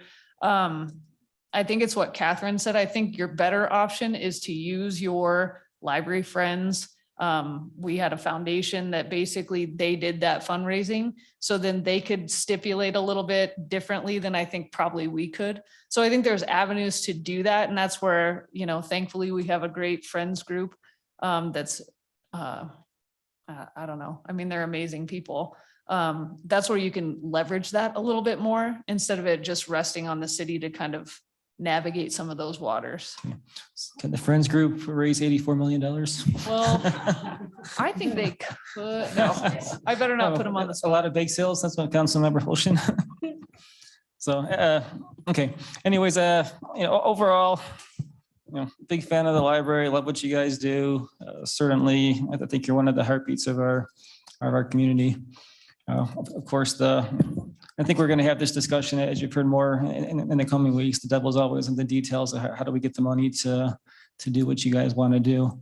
Now, one question on the numbers that I did see, I did notice that if we do a northern branch, it said it's going to be $3 million per year of annual employment and labor expenses. And it looked like the first year that would be covered by any financing, but then going forward, that would be an ongoing cost. Is that accurate? So I would assume yes. I'm looking at Catherine just because you have startup costs, right? So not only do you have to get the startup opening day collection as Catherine was talking about, but you have to staff it. So I think part of that could be, Catherine, is that your understanding? I just want to make sure I'm not speaking out of turn. I would defer to the great Jeff and Brenda combo on whether that first year is figured into the bond, which I think is where you're going with that. Yeah, and that was my reading. I just want to make sure that was accurate because I was trying to just going through the numbers and it looked like the 3 million was included in that 86 million. You know, I'm guessing that was for year one, and then years 2 and beyond, it's just going to be an operating expense. Question, Mayor Pro Tem Brenda Ritchie, Chief Financial Officer. For the first year, you are correct. It would be included as part of the bond if we were to go that route. And then going forward, it would be an ongoing operational cost that would be the requirement of the city and county of Broomfield. Okay, great. Yeah, I just want to clarify that. So awesome. Yeah, I'm in favor of probably option 3, you know, if we're going to go forward with financing. I was intrigued by the idea of sort of splitting it up, but I think that would be probably confusing to the voters and potentially have everything shut down if you're looking at multiple potential ballot issues for increasing taxes. So I think if we're going to do this, I think we need to pick one out of these 3 options, and it's just my gut that number 3 would be the sort of the most palatable for everybody. I know that you just mentioned that our mill levy for the dedicated to the library seems to be much lower than surrounding communities. But having said that, whenever you're suggesting a property increase, I think it's going to be difficult, and that's more of a one chunk sum or sum that residents have to pay. I think it's sometimes easier if we have a very small sales tax or a use tax increase, that's easier to sort of nickel and dime, I guess, to get to where we need to be. And with the added benefit that some of that money is going to come from outside of the community. And I would say also that I wouldn't be super concerned as to what our, whether that ends up making us a little bit higher in other communities for sales tax, because, at least for myself, I'm not paying it. I have no idea what our sales tax is in Broomfield, and I have no idea how that compares to Westminster or any other surrounding community. So I want to know, how is it? That's a good question, Mayor Pro Tem. Are we in the middle? Thank you. They both got up this time, so Jeff's running. Mayor Pro Tem, members of council. So if you recall from our study session that we had, the council retreat, we gave you the sales tax for the various communities around us. So I don't know it off the top of my head, but we are at our local sales taxes at 4.15%, roughly, because of the state tax, which is roughly 2.9, as well as RTD, et cetera. We're at about 8.2% as a total. And some of our surrounding communities, if I recall, are in the anywhere from 8.5 or slightly higher. That's oftentimes been considered in revenue world that not to exceed the 10% level. That's the thing that catches people also. But we're roughly at about 8.15 to 8.2. Wonderful. But we would provide that as part of the analysis that would be done if the council wants to move forward on these things of where we would be on mill levies as well as sales tax. So Jeff's memory is amazing, because That is Nancy and I were amazing. racing to see who could pull up the chart Mr. first. Romine. But yeah, I do appreciate that too. And I think that sort of, reinforces my point that no one has any idea really what's, any of the neighboring sales taxes are, or really what our sales tax is. So I think this is a discussion for another day. Maybe it's, in end of August or maybe beyond that. But, for that reason, I think that's why I would really advocate for option 3. I think that's something that would be palatable, something that would likely pass and, hopefully provide the funding we need for this project. That's all. Thank you. Thank you, Mayor Pro Tem. Councilmember Anderson. Thank you. And I just need to note that Councilmember Schaaf actually pulled out the chart with the sales tax, so we could see that we were slightly lower. So I have a different question that I hope staff can clarify. So there was a note in the library needs assessment that referred to the Anthem PUD agreement. It was only $816,000, but it was talked about a branch library. Did that ever occur? Because I don't know of any branch library. Or was that just a note in like it's from 2007, which, That did not occur. There was a plan back around that time for what was the sales office for Anthem, which is now that doctor's office on that beautiful lake. But when staff were looking at that, it was built in a way that the floor would not accommodate books. We're weighty. Libraries are weighty. You have to be built to handle that. okay, so that agreement didn't have to be upheld, is that? I can't speak to that piece, but I do know that that was one of the proposed actions. How we did or didn't move forward with that, I can't speak to that piece. Or can I? Okay, it's interesting to look back at maybe. And then we had discussions during some of the baseline discussions about the STEM school and the potential to put a library in there. And this is included in the Master Growth Development Agreement with Baseline about a library.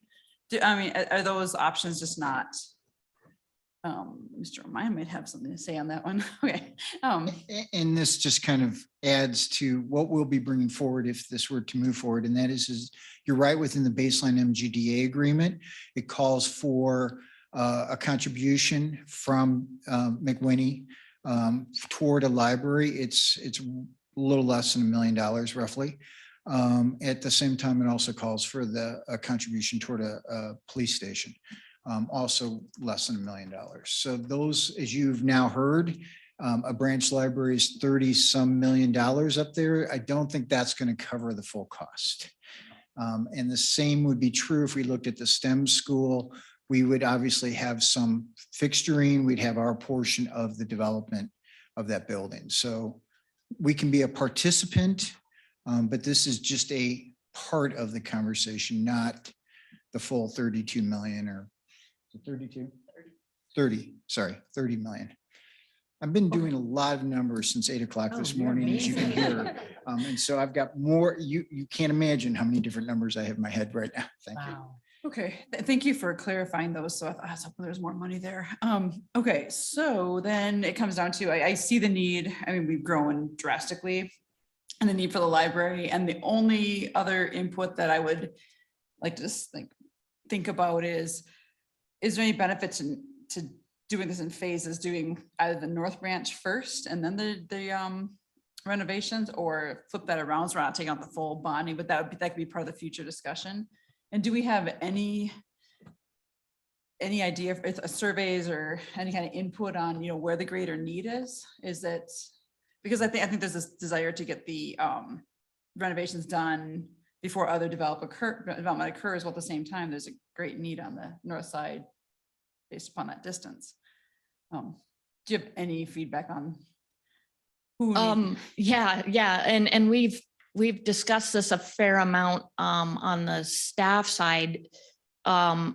Ideally, actually, if the North Branch happened first, that would give us the opportunity to shut the facility down here, which reduces timeline for construction and some extent to costs. It's hard to maintain a building and build it, but it's possible, so that we could have some level of continuity of service. And certainly we are limited on at our current facility, but we are providing access down here as opposed to not so much up north. So I think for you all, it's really going to depend on how the next couple conversations move forward and how you set some of those priorities. And then however we move forward with a bond or otherwise to when it makes the most sense for those to move forward. The piece of up north where we would build it is a big question that might make that need to go second. Okay, that's super helpful. And that is all and then the other possibility was that mobile library option. Is that even on the table anymore? Something that would be temporary? Is that not really hopeful? Other libraries have done something like that where they basically rent a space and, even in a mall. North Boulder started with that branch being basically a very small location and holds pickup. And then they were able to move forward with a full build. So that could potentially be in the range of options. Okay. That wouldn't be mobile as in like a bus or a bookmobile, but it would be like a storefront or that type of facility. Someplace with a fair amount of books where you could pick up your reserved books or something. Yes, and that was one of the intermediary proposed options we put forward for CIP probably in 2012-ish. was to utilize a facility right there on 144th where the urgent care is now. So we have come forward with some options like that that have not yet materialized, but that doesn't mean that couldn't be something we look at again. Okay, thank you. So I think the definitely direction is to move forward, but I don't know which funding option. I look forward to that next discussion and more thought into this. Okay, thank you so much. Thank you. Anyone else? Second round, really? Okay, go ahead, Councilmember Marshall. I've got more questions. How many more? It's 2 minutes, second round. So just one quick clarification, the wastewater treatment facility, the development, the cost of that is built into our rate increase discussion, right? We don't have to have a separate bond for that. I think Brenda was shaking her head yes, but I'm gonna make her make the walk anyway. Just lost a come out of my time. Stop his timer. So thank you for the question. It's actually, so we have considered it as part of the utility rate study. The question will be is whether or not at the time we want to go out for a bond or cash finance that. So that is still, since it's built out into the future, that option is there of what it would look like, both financing it as well as cash funding that option. Okay. Yep. Thank you. So you, in the memo, we are at 0.37 square footage per capita. What is the proposed building? I mean, the expansion and the new location, what would that put us at? And obviously per capita changes with population, but. That gets us a lot closer to 1 for the mix of library, arts, history in one location together. So it gets us closer, not quite all the way there for what we anticipate build out numbers to be. Okay. And then in the memo, we talked about a 2023 ballot measure. What would it do to the cost if we push that out to 2024? Like Councilmember Linsett mentioned. Would that increase it? Would that affect the cost and the timing? That would certainly affect the timing, which also in fact affects the cost. Similar to CIP, right? The costs go up, right? And especially right now, we're seeing that dramatically, but just in a normal year, I would assume, I can't remember, and I'm looking for Anna and Katie like they're here, but they put a contingency on CIP because the costs tend to go up. And I can't tell you that number off the top of my head. I want to say 4%, but that feels low in a normal year, not an inflation year. Okay. And the current mill levy we have, what does that equal out to, like per thousand of assessed value? How much does a homeowner pay based on that mill? Jeff loves to do math. So I see Jeff calculating back there. So maybe we can come back to that one. Okay. And then my other question on money is, what are our pot revenue? What do we anticipate that to be? And could we use some of that for library expansion? So I think that money was designated specifically for, I believe it's behavioral health. Mental health Mental health. on the It's a ballot ma- question. We designated that, right? The ballot question was permissive, but the intent in the ballot question was that it was a may be used for mental health services, but will be added to the general fund. So it So we could use it for something potentially else. could be used for something else. How much are we anticipating that to bring in? Who knows? I haven't. Because I said. And on that same topic, did we put a ballot, thought I remember something about cultivation. Did we put a ballot measure on for taxing on cultivation too? Okay. Nancy, 1 second, she's looking at. Okay. Oh, here comes Jeff on the mill levy question.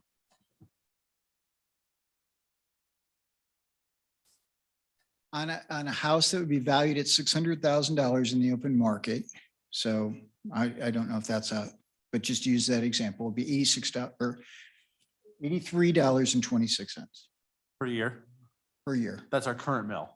That's what So the even- current mill is producing on a $600,000 house. So even if we doubled that mill, it would cost the average homeowner $83 a year?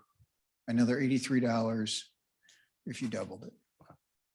Councilmember Marsh Holshan, on the other question on the marijuana revenue, we had estimated, if I'm remembering correctly, Nancy and I were kind of whispering over here, 2.2 million in the first year.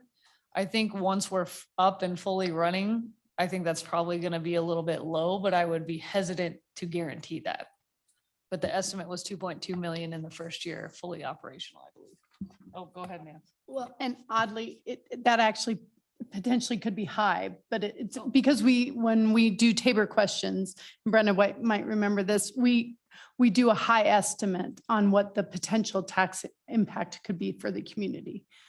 So there is a chance that could be high as well, but this was also back when the question was authorized, which we have such huge changes in our economic situation right now. And then my only last question is on transportation. Are we, in looking at locations for a north location, I know there's been some discussion of like a local transportation district. RTD obviously doesn't serve Broomfield well. So are we looking at where we're going to put that based on what transportation options are available for residents? I would say anytime you build a new facility, you have to take all of that into consideration. So with libraries, right, you look at schools, you look at homes, you look at how accessible they are, kind of like what we were talking about earlier with affordable housing and different things. When people need the services, where do you put the facility? So I would venture a guess that would be part of at least the consideration. I'm kind of looking at Catherine to verify. Yes, it would be something that we'd be taking into account, as well as probably more importantly, where we may already own land. Right. Okay. And then, sorry, one more question on the development, on the building of it. Could we pass the ballot language to pay for all of it, but then phase the building to allow for like the development, the north side, and then utilize the space we have, I guess? Does it have to be built all at once, I guess is the question. I think the intent with combining them together, since we know they're both needs, is so that we only have to go on the ballot once. But Abby, would you like to speak more to that?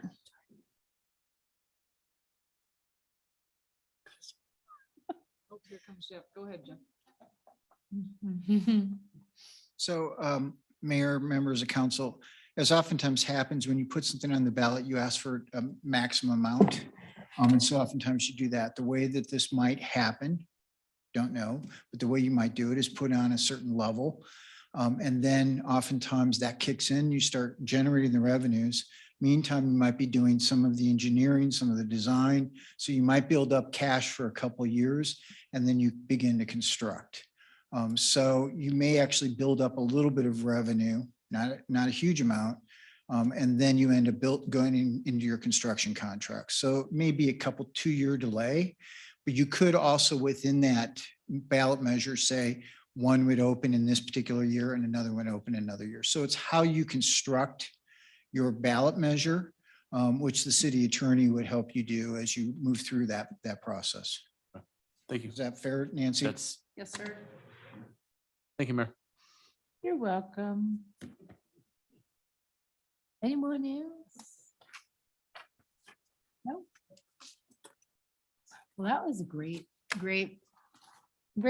presentation and great information. And I think you know that we're very supportive of the expansion in whatever iteration we can decide upon to do it. It's so important to our community, and the pandemic really showed us how many people rely on those services. And like my colleague, it was my sanctuary growing up. It was my place to go and just escape in a book.